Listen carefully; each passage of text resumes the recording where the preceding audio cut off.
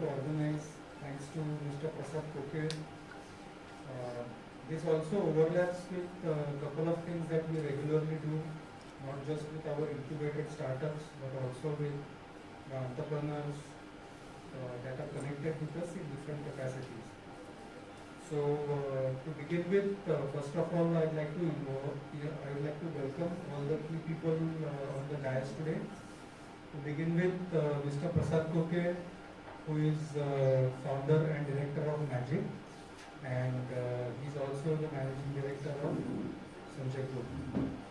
We have Mr. Ashish Garbe, who also is a founder and director of Magic, and is one of the most well-known figures in the social circles for driving initiatives for social impact and job creation.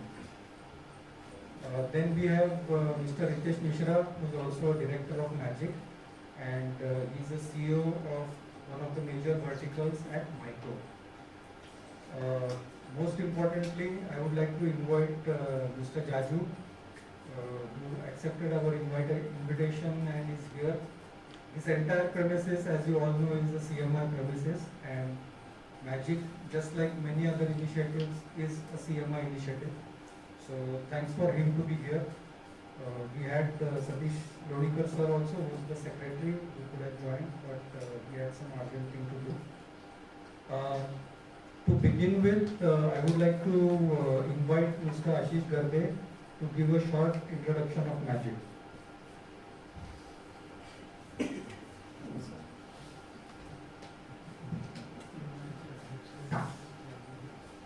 इथे उपस्थित असलेल्या सर्वांचं मी स्वागत करतो.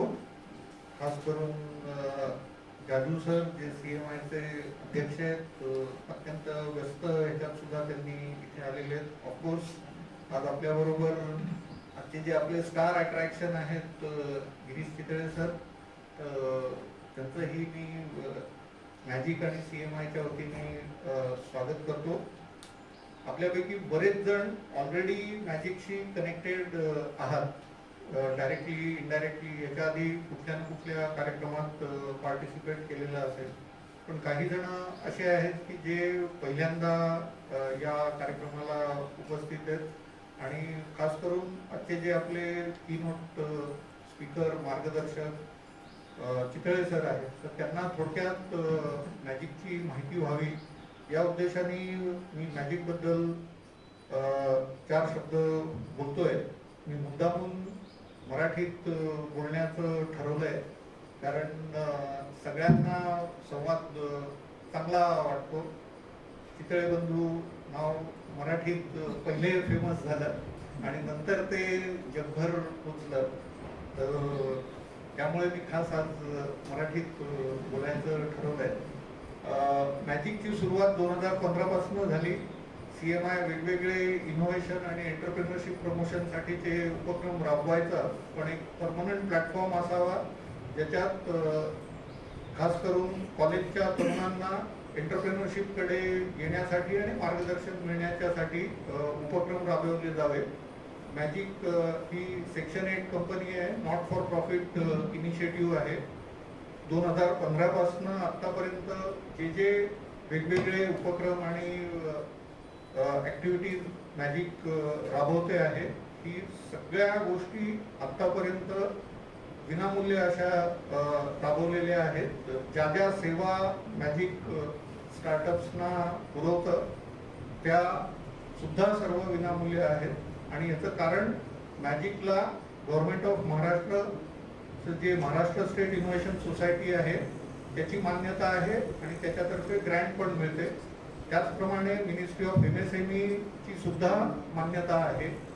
आणि तरुणांना खास करून एंटरप्रेन्योरशिपमध्ये प्रोत्साहन मिळावं याच्यासाठी मॅजिक कार्यरत आहे. जवळपास 50हून अधिक वेगवेगळ्या इकोसिस्टीम पार्टनर्सशी मॅजिक भारतभर कनेक्टेड आहे. जेव्हा मी भारताचा उल्लेख करतो तर मला सांगायला आनंद आहे, नुकत्याच काही परदेशातल्या स्टार्टअप्सनी सुद्धा ऑनलाईन मेंटरिंगसाठी मॅजिक बरोबर सुरुवात केलेली आहे. तर सांगण्याचा मुद्दा असा की मॅजिकचा झेंडा आटकेपार लागतो आहे. मॅजिक सगळ्या प्रकारच्या आयडियाजना सपोर्ट करतं, इनोव्हेटिव्ह आयडियाजना, कुठल्याही क्षेत्रातल्या असल्या तरी. आणि ह्याचं प्रमुख कारण मॅजिककडे सगळ्या क्षेत्राशी निगडीत तज्ज्ञ मंडळी इथे आहेत. जसं तुम्ही इथे बघताय, रितेश मिश्रा आहेत, प्रसाद कोकिल सर आहेत, जादू सर आहेत. तर असे CMIचे जे दिग्गज मेंबर्स आहेत, पदाधिकारी आहेत, हे गिव्हिंग बॅक टू सोसायटी या उद्देशातनं मॅजिकशी कनेक्टेड आहेत. आणि हे सर्वजण तन मन धन अशा पद्धतीने या स्टार्टअप्सना मदत करत असतात. जो थोडासा व्यत्यय व्होल्टेज फ्लक्च्युएशनचा येतोय, तो पॉवर गेलेली आहे आणि जनरेटरवरती आपल्याला सध्याला इथे आपण काम करतो आहे. एसी बंद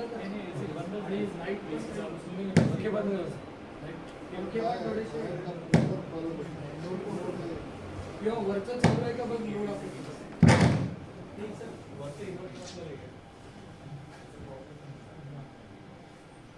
नाही तर आपण या याच्यातही कंटिन्यू करू.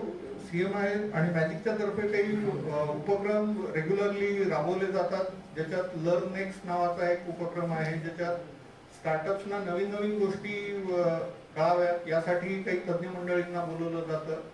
मॅजिक इंटरव्ह्यू सिरीज आहे, ज्याच्यात वेगवेगळ्या क्षेत्रात स्टार्टअप्समध्ये ज्यांनी यश संपादन केलेलं आहे अशांचे इंटरव्ह्यू खास करून कॉलेजच्या मुलांबरोबर अरेंज केले जातात, जिथे त्यांना त्या स्टार्टअपच्या क्षेत्रातलं तर ज्ञान मिळतंच, पण ज्या पद्धतीने त्यांनी त्यांचा व्यवसाय वाढवलेला आहे तर त्याच्याबद्दलचं इन्स्पिरेशन सुद्धा मिळतं. त्याचा लर्न नेक्स्ट प्रोग्राम कंडक्ट केला जातो. एक हेड ऑन म्हणून सुद्धा प्रोग्राम मॅजिक तर्फे कंडक्ट केला जातो, ज्याच्यात ज्यांच्याकडे आयडियाज पण नाहीयेत तर अशांना स्टार्टअपच्या आयडिया कशा शोधाव्या याच्याबद्दल माहिती मिळते. आणि एक मॅजिकचा फ्लॅगशिप प्रोग्राम आहे, दरवर्षी annual open innovation challenge conduct केलं जातं. सुरुवात औरंगाबाद पासून झाली होती आणि यावर्षीचा चौथा त्याचा जो राऊंड होता तो नॅशनल लेवलला कंडक्ट झाला होता, ज्याच्यात 26 राज्यातनं 93 गावांमधनं 325च्या वरती एंट्री झालेल्या होत्या आणि नुकताच त्याचा निकाल घोषित झालेला आहे. प्राइज डिस्ट्रीब्युशन येत्या नजीकच्या भविष्यात होईल. तर असे विविध उपक्रम राबवले जातात. मॅजिक तर्फे एलिजिबल स्टार्टअप्सना सीड फंडिंग सुद्धा करण्याची प्रोव्हिजन आहे. सध्या सीड फंडिंगच्या साठीचे ऍप्लिकेशन्स आम्ही मागवलेले होते आणि त्याचं इव्हॅल्युएशन सुरू आहे. लवकरच काही स्टार्टअप्सना मॅजिक तर्फे सीड फंडिंग सपोर्ट सुद्धा प्रोव्हाइड केला जाईल. मला असं वाटतं एवढी एक शॉर्ट ओळख सफिशियंट आहे. आपण आज सर्वजण गिरीश चितळेंचं मार्गदर्शन आणि त्यांचे स्वअनुभव असे ऐकायला आपण इथे आलेलो आहोत आणि मॅक्सिमम वेळ त्यांना मिळावा अशी माझी इच्छा आहे. त्यामुळे मी इथे थांबतो. जे पहिल्यांदा आलेले आहेत त्यांच्यासाठी एक इम्पॉर्टंट प्रोग्राम जो मॅजिक कंडक्ट करतो, तर दर शनिवारी आयडिया व्हॅलिडेशनचा एक कॅम्प किंवा एक क्लिनिक मॅजिक तर्फे राबवलं जातं, ज्याला आम्ही सॅटर्डे मेंटरिंग क्लिनिक म्हणतो. आणि या सॅटर्डे मेंटरिंग क्लिनिक मध्ये त्यांच्या आयडिया ज्या कुठल्या स्टेजला असतील त्या स्टेजला त्या आयडिया तपासल्या जातात, व्हॅलिडेट केल्या जातात, त्यांना मार्गदर्शन केलं जातं. आणि इनफॅक्ट हा त्या स्टार्टअप्सचा मॅजिकच्या बरोबर कनेक्ट होण्याचा पहिला स्टार्टिंग पॉइंट आहे. आणि या आयडिया व्हॅलिडेशन मध्ये जे चांगल्या पद्धतीने पुढे जाण्याची ज्यांची जिद्द आहे, पॅशन आहे, अशांना नंतर मॅजिकमध्ये इन्क्युबेशन सपोर्टसाठी इन्व्हाइट केलं जातं. आणि त्यांचं सिलेक्शन झाल्यानंतर त्यांना मग साधारण 18 महिने एक इन्क्युबेशन सपोर्ट प्रोव्हाइड केला जातो. मी एवढं बोलतो आणि थांबतो.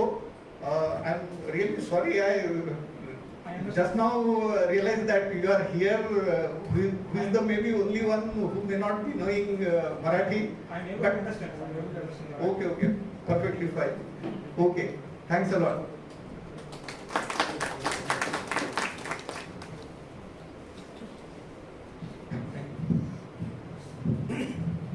So I think this is a real world problem somebody needs to solve. Thank you, Ashish sir. I would like to invite Jaju sir, the president of CMI, to just kind of give us a quick thank you note and help us get the session started.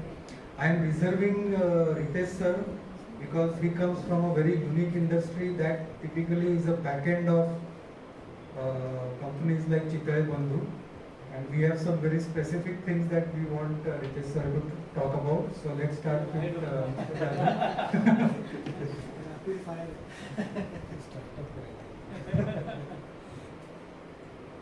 व्यासपीठावर उपस्थित असलेले सन्माननीय गिरीश चितळेजी, सीएमआयचे दोन माजी अध्यक्ष इथे उभे, ज्यांची गादी मी पुढे चालवतोय, आशिष गर्देजी, प्रसाद कोकीळ, रितेश मिश्रा, उपस्थित सर्व मान्यवर. माझी बहीण रविवार पेठेत राहते आणि खूप वर्षापासून रविवार पेठेच्या जवळ फुले मार्केट आहे आणि त्याच्या मागे एक तुमचं दुकान आहे. त्या दुकानात लाईन लावून मी बाकरवडी आणि चितळे दूध घेतलेलं आहे. कधीतरी आपल्याला प्रत्यक्ष भेटण्याचा योग येईल असं मला कधी नव्हतं. माझ्यासाठी हे स्वप्न आहे. कारण माझे वडील उस्मानाबाद जिल्ह्यात राहत होते आणि त्यांची म्हणजे मला माहिती एकच बहीण आहे. आता सध्या तिथं आलेली आहे माहिती एकच आहे. मी तिला मला एवढी कल्पना नव्हती. तुम्ही आणलं असं तिला खूप आनंद झाला असता. कारण गेल्या बहिणीचं लग्न झाल्यापासून आतापर्यंत तिने नेहमी चितळे दूध, कदाचित भाकरवडी तुमची इंटरनॅशनली फेमस आहे, पण चितळे दूध सुद्धा तेवढंच फेमस आहे याची मला कल्पना आहे. तर आमच्या वडिलांची एकच इच्छा होती, मला मुलगी फक्त पुण्याला द्यायची. मी तुम्हाला अगदी ही वस्तुस्थिती सांगते. त्या काळात काही हे ITBTचं फॅन नव्हतं. म्हणजे मराठवाड्यातल्या सगळ्या जिल्हा प्लेसला तेवढा डिमांड होता. पण वडिलांची एक इच्छा होती की मला पुण्याला द्यायची. त्याचं कारण फक्त पुण्याला खायला चांगलं मिळतं. म्हणजे मग कावरे कोल्ड ड्रिंक्स असेल, त्याची ती मस्तानी, तुमची बाकरवडी, तिथे गुप्ता स्वीट मार्ट आहे त्या फुले मार्केटमध्ये. तुम्हाला त्याची कल्पना इतरांना नसेल, त्याच्याकडे असे 1 किलोची एक जिलेबी मिळते आणि अलवडा मिळतो. जवळपास 2 पोते अलवडा, नंतर जोशी वडे नंतर फेमस झाले, फार जुने तेच होते. हे मला माहिती कारण मी वडिलांबरोबर तिथं ते सगळं खाल्लं. आणि वडिलांची दुसरी एक इच्छा होती की मी पण मेकॅनिकल इंजिनिअरिंग केल्यानंतर पुण्याला सेटल व्हावं. पण माझा वेगळा विषय होता कारण प्रसाद कोटे वगैरे आम्ही सगळे SB हायस्कूल प्रेसिडेंटचे क्लासमेट होतो आणि SB हायस्कूलची ना इथं चांगली जुळली जाईल, आपल्याला पुढे स्कोप मिळेल. बऱ्याच गोष्टी भारतासारख्या देशामध्ये ओळखीनं जेवढे होतात तेवढे पैसे देऊन होत नाही. त्यासाठी मी औरंगाबादला सेटल झालो. पण तुमचं काय मेकॅनिझम होतं, तुम्ही तसे मेकॅनिकल इंजिनियर, मी सुद्धा तेच आहे. पण मी मेकॅनिकल इंजिनिअरिंग सोडायचं नाही ठरवलं, तुम्ही सोडलं चांगलं केलं. बाकरवडी इतकी फेमस आहे. आता एक रिसेंट किस्सा सांगतो. एप्रिल महिन्यामध्ये 26 एप्रिल ते 30 एप्रिल आमच्या कंपनीने एक मोठा stall die and mould exhibition मध्ये मुंबईला होता. गोरेगावमध्ये बॉम्बे एक्झिबिशन सेंटरला सगळ्यात मोठं एक्झिबिशन डाय अँड मोल्ड त्या क्षेत्रातलं होतं.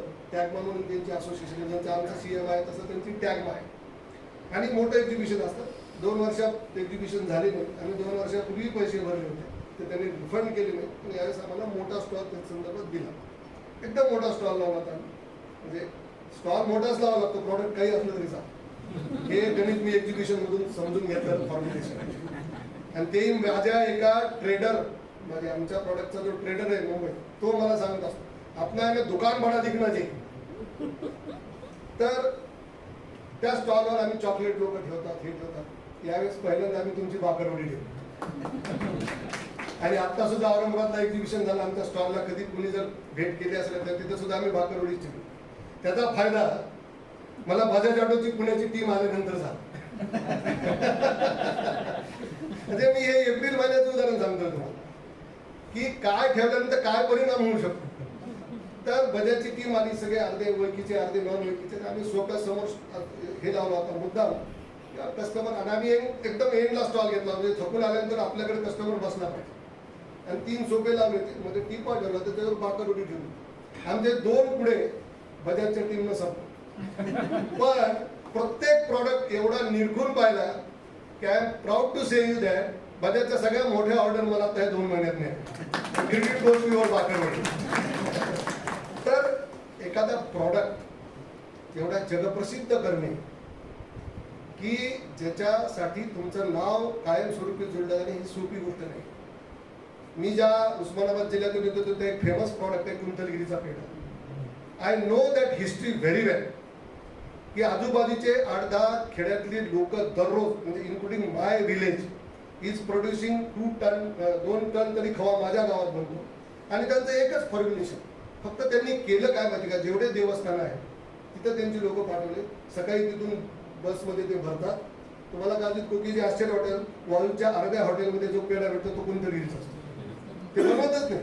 तर एखादा प्रॉडक्ट जगप्रसिद्ध करणे, ह्याचं फॉर्म्युलेशन करणे आणि ते सातत्य टिकवणे हे रिअली ग्रेट आहे.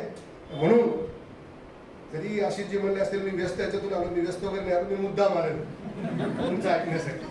मी व्यस्त वगैरे काही नाही, अशा गोष्टी आपण ऐकल्या पाहिजेत. आणि आजच्या भाषणाचा फायदा हा समोर बसलेला होईल. एकतरी प्रॉडक्ट आपण असा जगप्रसिद्ध करू अशी अपेक्षा या ठिकाणी मी व्यक्त करतो आणि माझ्या शब्दाला विराम देतो. धन्यवाद. थँक्यू.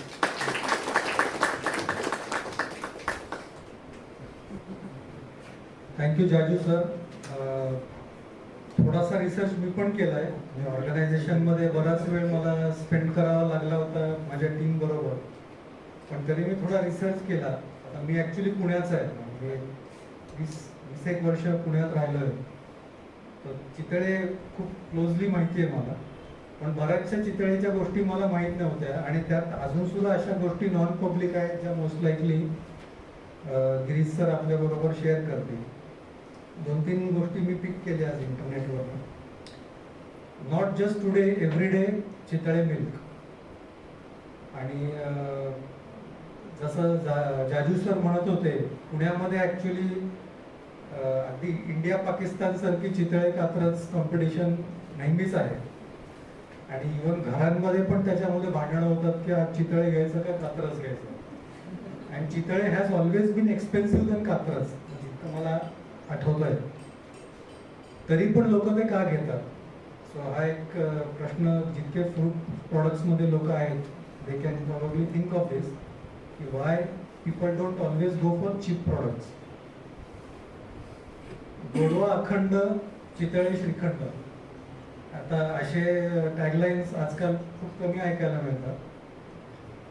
शुद्धतेची आणि सात्विकतेची परंपरा 81 वर्षाची. प्रॉब्ली तुमची लेगसी 81 वर्षापेक्षा जास्तही असेल, पण ॲटलिस्ट इंटरनेटवर मला या 3 गोष्टी सापडल्या. So immense pleasure and honour to welcome you officially. म्हणून मी आधी तुमचं नाव घेतलं नाही, जसं मी रितेश सरांना रिझर्वमध्ये ठेवलं होतं तसं तुम्हालाही रिझर्वमध्ये ठेवलं होतं. सरांचा रेझ्युमे, त्यांची लिंक्डइन प्रोफाईल मी सगळं वाचलं आहे. आणि मी आज ते वाचणार नाही आहे कारण त्याची आपल्याला आत्ता नीड नाही आहे. पण ज्यांच्याकडे 30+ इयर्सचा लिडरशिप एक्सपिरियन्स आहे, to build an enterprise that has translated to a global brand, ज्याच्याबद्दल सगळेजण आज बोलत आहेत. आणि मी त्यांना बिलिटिल करत नाही, पण इथे फूड टेक्नॉलॉजीचे बरेच लोक आहेत. चितळेचं एक पण प्रॉडक्ट मोस्ट लाईकली पेटंटेड नाही आहे. तर त्यांनी अशी काय मॅजिक केली जे ते करू शकले आणि कोणी स्वीट शॉपवाला नाही करू शकला. Something probably to think about and something that we can also hear from you. Yogesh Gawande, no patent, not needed. आणि like Jaju sir said, he is just an engineer but they have done miracles in the food space. अजून एक interesting गोष्ट म्हणजे आमच्यासाठी Chitale was always like say Cadbury किंवा डालडा किंवा Colgate या ब्रँड्सनी एक फूड कॅटेगरी किंवा एक प्रॉडक्ट कॅटेगरी रिप्रेझेंट केली. डालडा म्हणजे काय? Dalda is just name of a product, but it is end of the day vegetable oil. What is Chitale? To begin with milk related products आणि बाकी जितकं त्यांनी डायव्हर्सिफिकेशन केलं. कोलगेट काय? It is just a toothpaste. आपल्या चाइल्डहुडमध्ये खूप सारे होते फोडॅन्स हे ते, they are all dead. Colgate still lives. So how they make this happen is something that all our startups and innovators, people who feel that you know what, मी तर काहीच नाही, मी पोळी भाजी टिफिन बनवते किंवा बनवतो, but it can still be great and big. तर त्यांच्याकडनं आज आपण 3-4 गोष्टींची डिमांड केली आहे. होपफुली प्रसाद सरांनी त्यांना कन्व्हे केलं असेल, नसेल केलं तर then Chitale sir is on a hot seat. की ग्रोथ माइंडसेट काय असतो तुमच्या पर्स्पेक्टिव्हने, that we want to hear. Then how to plan for scale, especially if somebody is working on a product that maybe is not extremely novel, but how do you still make it big. म्हणजे आता cloth brand, shirt कोणी patent नाही करू शकत, but there are still people who charge like 2000 rupees for a shirt. So how do we do that? Typical marketing strategies, especially that are applicable to large scale consumer basis, त्या गोष्टी तुमच्याकडनं आम्हाला ऐकण्यात खूप interest आहे. Customer satisfaction and retention, म्हणजे आज पण सगळेजण अमेरिकेत जाऊन म्हणतात की बाबा आपण ऑनलाईन चितळे ऑर्डर करू बिकॉज इट इज अवेलेबल नाव.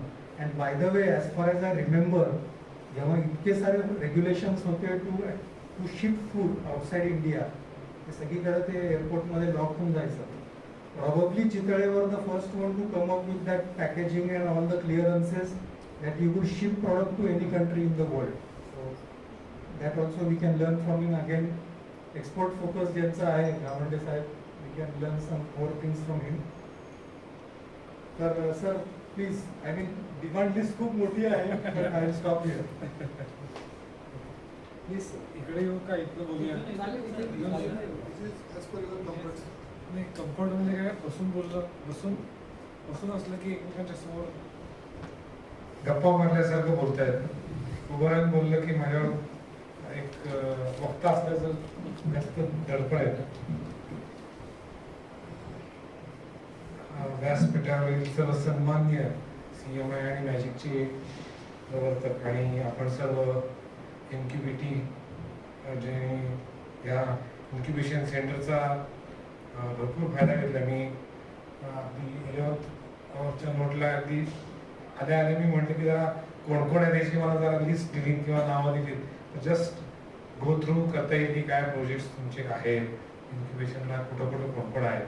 तर स्क्वेट लार्ज लिस्ट, फार डायव्हर्स पोर्टफोलिओ मॅजिकच्या अंडर इन्क्युबेशन करणाऱ्या लोकांचा आहे. आणि तसं आता समुद्रापलीकडे अटकेपार म्हणजे लँड कनेक्टेड झालं.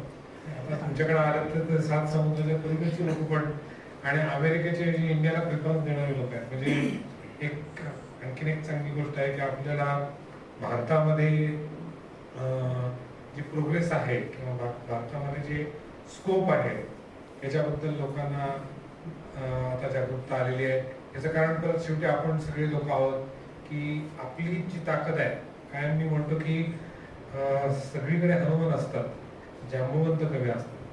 तर इन्क्युबेशन सेंटर ही सगळी जांबुवंताचं काम करतात की त्या हनुमानाला अरे बाबा किती 17 काय योजना काय जायचंय तुला 200 किलोमीटर सुद्धा नाही, 100 किलोमीटर अंतर उडी मारायचं होतं त्यांचं. 25 का 30 किलोमीटर 17 योजना, 25-30 किलोमीटरचं अंतर आहे, तेवढी उडी मारायची तुला तर सहज शक्य. तू 100 किलोमीटर जाऊ शकतोस. बोईंग 737 नाही 380 सारखं आहे. तर आपल्याला वाटतं की आम्ही हेलिकॉप्टर जातो. तर जांबुवंतांनी ती हनुमानाला आयडिया द्यावी लागते की तू कोण आहेस, त्याच्याशिवाय त्याच्यातला हनुमान जागा होत नाही. तर हे इन्क्युबेशन सेंटर्स जे आहेत मॅजिक सारखी, ती तुमच्यामधला हनुमान जागा करायला उपयोगी पडतात. आणि तुम्ही हनुमान आहात हे मुळात तुला पटलं पाहिजे आणि ते काम करायचं जबाबदारी आमच्या लोकांची आहे. आम्ही मेंटर म्हणून असू नाहीतर इन्क्युबेशन सेंटर असू. जाजू सरांनी फार चांगली काय म्हणतात त्याला मॅच सेट करून दिलेली आहे. तेव्हा त्या सेट केलेल्या मॅचवरच जरा मी 2-4 खेळू घेतो ओव्हर्स. म्हणजे बॉल अजून बदलायच्या अगोदरच आपण 2-4 फटके मारायला हरकत नाही. त्याचा हा मला फार आवडला की ओळखीने जेवढं होतं तेवढं पैसे देऊन सुद्धा होत नाही. फार म्हणजे नटशेलमध्ये आज मी काय बोलायला पाहिजे याच्या सूचकता सरांपेक्षा तिने जास्त आणखीन चांगली करून दिली असं मी म्हणेन. की शेवटी काय माहितीये का, आपण रागड्या भाषेत जरी बोललो ते अतिशय पॉलिश लँग्वेजमध्ये काय म्हणतो त्याला की इन्क्युबेशन सेंटरला आम्ही नेटवर्किंग करून देतो. नेटवर्किंग हा एक चांगला गोड शब्द आहे. नेटवर्किंग इज नथिंग बट आता आपण जे म्हणतो ते एकमेकांच्या ओळखीने 1 to 1 मला यांनी रेफरन्स दिला, यांनी मला रेफरन्स दिला. आमची ओळख तर काय एअरपोर्टवर आम्ही बसलो होतो गप्पा मारता औरंगाबादला मी कशासाठी आलो, तुम्ही कशासाठी आलो, तुम्ही कोण, मी कोण, गप्पा झाल्या. आता आम्ही व्हॉट्सअप बडीज आहोत. तर या गोष्टी लक्षात घ्या की नेटवर्किंग फार महत्वाचं आहे आणि एकमेकांच्यावर बोलायला शिकलं पाहिजे, एकमेकांना जाणून घ्यायला शिकलं पाहिजे. फक्त मी आता आणखीन पुढे बोलायच्या अगोदर तुमची थोडीशी मानसिक तयारी करतो. बोलायला शिकलं पाहिजे ह्या शब्दांना पुढे जाऊन की मी इथून एकतर्फी बोलण्यापेक्षा तुम्ही काही तुमच्या मनातल्या शंका असतील, अडचणी असतील त्या जर मला बोलून दाखवल्यात आणि मला मत व्यक्त करायला संधी दिली तर माझा फायदा जास्त आहे तुमच्यापेक्षा. मला एक मोठा अँगल, वाईड विजन या डायरेक्टसमोर जो आता इथं जमा झालेला आहे त्याची येईल आणि त्याचा एक मला डायरेक्टली इनडायरेक्टली बेनिफिट होईल. त्यामुळं मी थोडंसं बोलल्यानंतर मला अशी रिक्वेस्ट आहे की तुम्ही तुमचे प्रश्न तयार करावेत आणि विचारावेत. म्हणजे मला त्याच्यावर जास्त बोलता येईल. कारण मी कुठलीही भाषण असं तयारी करून येत नाही. मी वक्तृत्व स्पर्धेमध्ये फक्त एकदा भाग घेतलेला होता. त्याच्यानंतर मी कधीही परत भाग घेतला शाळेच्या कारण पाठ करत बोललं फारसं मला काय जमत नाही. आणखीन एक त्यांनी फार चांगलं गोष्ट सांगितली बहिणीच्या ह्याच्याखाली की खायला प्यायला चांगलं जिथं असेल तिथे लोक जाणं पसंत करतात. कदाचित त्यामुळे आमचा धंदा चांगला वाढलेला आहे. चांगलं खायला प्यायला दिलं की लोक आमच्याकडे येतील. आम्हाला कुणीतरी विचारलं यशाचं गबक काय, तर हे लक्षात ठेवा की फूड मध्ये तरी खायला प्यायला चांगलं द्या, लोक तुमच्याकडे येतील. असं म्हटलं जातं की सगळे खुशकीचे मार्ग हे पोटातनं जातात, पोटामधनं जातात. अतिशय महत्वाचा विषय आहे, लोकांना लक्षात येत नाही. पण खाऊन पिऊन सुखी असला माणूस किंवा तुम्ही एखाद्याच्या घरी गेला त्याला चांगलं खायला दिलं तर तो तुमच्याशी जो बोलण्याचा ॲटिट्यूड असतो तो वेगळा असतो. त्यामुळं पोटासाठी आणि पोटामुळे जे आपल्याला करायचं म्हणजे वाढलेल्या पोटामुळे नाही पण जनरल पोटामुळे आणि पोटासाठी जे करायच्या गोष्टी आहेत तर त्या गोष्टींना फार महत्त्व असतं. आणि आता एक सार्कास्टिकली निगेटिव्ह बोलायचं झालं तर सगळ्यात जास्त विकार असतो पोटाचा. जो पोटाचा मार्ग सुरू होतो तो थांबतो जो तिथंच.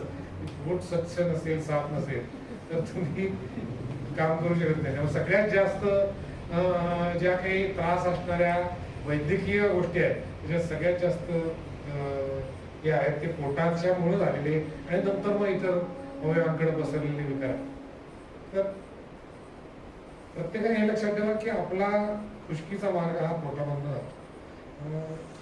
तुम्ही अशी कुठलेही प्रॉडक्ट्स किंवा सर्व्हिसेस जरी केल्या तरी त्या सर्व्हिसेस आणि प्रॉडक्टचा संबंध हे लोकांचं पोट भरणे आणि समाधान देणे, तृप्ती देणे हे असेल तर तुमचा जो बिझनेस आहे तो नक्की पुढे जात राहतो. कारण त्याला ती समाजाची गरज आहे तुमच्या लक्षात आलेलं असतं. मला मगाशी सर म्हणत होतो सर की आम्ही तो ह्याचा राऊंड घेतो सकाळी 2 तास प्रॉब्लेम ऑब्झर्वेशन की लोकांना पहिल्यांदा आपल्याला कळलं पाहिजे प्रॉब्लेम काय. प्रॉब्लेमच जर आपल्याला कळत नसतील तर त्याच्यावरचं काढलेलं सोल्युशन हे पूर्णत्वाला नेणारं नसतं. आणि अगदी तुम्ही जिलेबीचा गाडा स्टार्टअप म्हणून जरी काढायचा असला तर लोक म्हणतील जिलेबीचा गाडा काढणे याच्यात प्रॉब्लेम काय. मग अशी म्हटलं ना, पाव किलोची जिलेबी हा न विचार केलेली गोष्ट आहे, त्यामुळे तो फेमस झाला.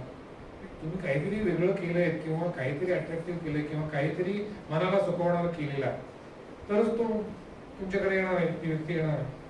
तर ह्या गोष्टी लक्षात घेतल्या पाहिजेत की आपण सोसायटी शेवटी आपल्याला पैसे देते, सोसायटी आपल्याला व्यवसायाची संधी देते. तर समाजामध्ये किंवा सोसायटीमध्ये गरज काय, आणि अतिशय एक त्याच्यात गरज हा शब्द फार मी म्हणतो की वरचा वाटेल असा शब्द आहे, पेन. ऍक्च्युली सोसायटीची पेन आपल्याला कळली पाहिजे. बऱ्याच वेळा असं म्हटलं जातं की you are not saying pleasure, you are saying pain. लक्षात पटकन येत नाही. आपण मी हे पहिल्यांदा वाक्य ज्यावेळेस वाचलं किंवा ऐकलं त्यावेळेस असं मला वाटतं की हे काहीतरी चुकीचं आहे. पण त्यांनी लगेच एक उदाहरण दिलं की बाबा तुमचं डोकं दुखतंय, तर तुम्ही कुठलं 1mg ॲमेझॉन यांच्याकडे जाऊन जास्तीत जास्त डिस्काउंट देणारी पेन किलर गेल्या जात नाही. मी पहिल्यांदा कोणाला तरी पाठवतं गाडीत आणि मेडिकलला जी मिळेल ती पेन किलर घेऊन. सो त्याला आणि बार्गेन नसतं, 1 रुपयाची मिळते का 5 रुपयाची मिळते. सो पेन आपल्याला ज्यावेळेस किल करायची असते त्यावेळेस तुम्ही कधीही हे बघत नाही की त्याची किंमत काय. ज्यावेळेस तुम्ही एखादं प्लेजर हे करायचं असतं तर मग फर्स्ट क्लासचं तिकीट किती, सेकंड क्लासचं किती, मग ह्याच्यातनं कुठलं घ्यावं, मग त्या IRCTCच्या ह्याच्यातनं मिळेल मला स्वस्त का आणखीन कुठल्या तरी मेक माय ट्रिपमध्ये स्वस्त मिळेल. 10 वेळा आपण बघतो. तो प्लेजर आहे, दॅट इज नॉट पेन. प्रवास करायचा तुमचा पेन आहे, मला इकडं इकडं जायचं, पण कसा करायचा इज नॉट अ पेन. मग तिथं तुम्ही डिस्काउंटिंग बघता. पण जिथं तुम्हाला प्रत्यक्ष एखादी गोष्ट करायची तिथं डिस्काउंटिंग नसतं, ते करायचंच आहे, ते तुम्हाला वाटतं ते पाहिजेच आहे, ही तुमची पेन आहे. पेन हे अशा अर्थाने तुम्ही घेतलं तर लक्षात येईल की स्कोप ते डिफाईन करतं. गरजच्या पेक्षाही जरा पुढे जाऊन आपण विचार केला आणि त्या गरजेला रिप्लेस आपण पेन केलं. समाजामध्ये जी पेन आहे आणि कळत नाही, मला डोकं दुखतंय असं आपण म्हणतो, त्यावेळेस पित्त झालेलं असतं. ते असतं कुठे पोटात, घशात, खाण्यात, लाईफस्टाईलमध्ये कुठेतरी आपण 4 दिवस व्यायाम नाही करून बसलेलो असतो आणि मग त्याच्यामुळं पित्त होतं, मग डोकं दुखायला लागतं. पण दुखतं डोक्यात, पण असतं दुसरीकडेच त्याचं दुःख. त्यामुळं लक्षात घ्या की ती पेन कुठं आहे हे आपल्याला कळलं पाहिजे. तर त्याच्यावरचा जो उपाय आहे तो जास्तीत जास्त सस्टेनेबल आपला होईल. मला बरं वाटलं की बाकरवडीने तुमचा धंदा वाढला, असाच बाकरवडीने सगळ्यांचा धंदा वाढवला. आणि मी मेकॅनिकल इंजिनिअरिंग सोडलेलो. मी जरी मेकॅनिकल इंजिनियर असलो तरी माझा लास्ट इयरचा प्रोजेक्ट होता तो बाकरवडी त्यावेळेस, कारण मेकॅनिकली करायचा असं चाललं होतं. कारण बाकरवडी करायचो आम्ही त्यावेळेस 94च्या दरम्यान, ती 100 किलो दिवसाला, त्याच्यासाठी 25-30 लोक लागायची. आणि मग सोमवार असला की दुकानाला सुट्टी, मग सोमवारी आमच्या फॅक्टरीला सुट्टी, म्हणून ती बाकरवडी व्हायची नाही. जे इसेन्शियल आहे तेवढंच करा. म्हणजे बाकरवडी आमचा नॉन प्रायोरिटी प्रॉडक्ट, लोकांनी तो प्रायोरिटी लक्षात घ्या. आम्ही ती पेन नाही बघितली, लोकांनी त्याच्या प्लेजर द वेळेची पेन त्यांनी ओळखून आम्हाला जातात जाण्यात करून दिली. आणि मग बाकरवडीचं काहीतरी मेकॅनायझेशन करायला पाहिजे. मग रेडीमेड काही मिळत नव्हतं, स्प्रिंग रोल वगैरेचं काही होत नव्हतं. मग मी एक काहीच करायला नको, मेकॅनिकल इंजिनिअरिंग तसंच पास होतं असं वाटायला नको, म्हणून काहीतरी प्रोजेक्ट घ्यायचा. मग आमच्या राजाकडून एक काका होते, ते म्हणले तू हे घे की. मग मी आमच्या मेंटरला विचारलं हे घेतलं तर चालेल का. अरे म्हणले इंजिनिअरिंग आहे ना त्याच्यात, चालते, तुला कोण अडवणार आहे. असं करून ते घेतलं. आणि ज्यावेळेस त्याने घेतलं म्हणजे इट वॉज सो डिफिकल्ट. लक्षात आलं की त्याचं इंजिनिअरिंग करणं एवढं सोपं नाही. हाताची जी कला आहे ते मेकॅनाइज करून ते रोलिंग करणं आणि ते रोल करून पीक अँड हे करण्यासाठी रेडी करणं. परत शेवटी हाताला ती ताकद असते, हाताला तो रोबोटिक आता याच्यात येतो तसा 1000 सेन्सर्स आहे. मग किती प्रेशर द्यायचं, किती नाही द्यायचं, रोहिणीला माहिती आहे, किती स्वयंपाक करतात त्याला कोणा माहिती. ती उचलायची वस्तू झाली तर त्याचे किती डेलिकेट आहे, कसं उचलायचं, इट्स व्हेरी डिफिकल्ट. हे रोल केलं ठीक आहे, रोल करून उचलायचं कसं. हा प्रोजेक्ट आम्ही घेतला आणि तो सक्सेसफुल झाला. आणि तोच प्रोजेक्ट आमच्या त्या कम्प्लीट ज्या मॅन्युफॅक्चरिंग लाईन आहे त्याच्यामध्ये तो एक भाग तो तसा आम्ही घेतला. तर आणि त्याच्यानंतर आम्हाला डेअरीमध्ये सगळीकडं इंजिनिअरिंग लागतंच. पंप्स आहेत, बॉयलर आहे, एव्हरीथिंग इज इंजिनिअरिंग. त्यामुळं every process industry is engineering. त्यामुळं मेकॅनिकल इंजिनिअरिंगचं काही सुटलेलं नाही. त्यामुळं आय एम हॅपी की मेकॅनिकल इंजिनियर आहे. यांचेच रेफरन्स मी मुद्दाम असं देतोय की पॉईंट्स आहेत, लोकांना एक क्युरिओसिटी आहे, मान्य आहे. पण त्यांनी दिलेला जादू सरांनी दिलेला आणखी एक मुद्दा महत्वाचा की तुम्ही म्हटलं महाग असून सुद्धा का घ्यायचं. एखादी गोष्ट महाग आहे आणि ती विकली जाते, एखादी गोष्ट स्वस्त असते त्याची दूध तर दूधच, महाग वस्तू का घ्यायची. त्याची ब्रँड इक्विटी कशी तयार झाली की बाबा ती महाग आहे तरी सुद्धा ती मला परवडते, कारण हे परवडण्यावर आहे. परवडणे ही परसेप्टिव्ह आहे. कुणीतरी म्हटलं की वाजपेयी सरकारने बैलगाडीतनं 5 पैसे वाढले, ते 80 पैसे वाढले, त्यावेळेस प्रोटेस्ट केला. तर रोज 80 पैसे वाढायला लागले, तर काय करणार. त्यावेळेचे 80 पैसे, आत्ताचे 80 पैसे पर्स्पेक्टिव्ह बघितलं तर फार वेगळा प्रकार. त्यावेळेस सबसिडी आणि हे मी कोणाचं बरोबर आहे कोणाचं चूक आहे असं म्हणत नाही.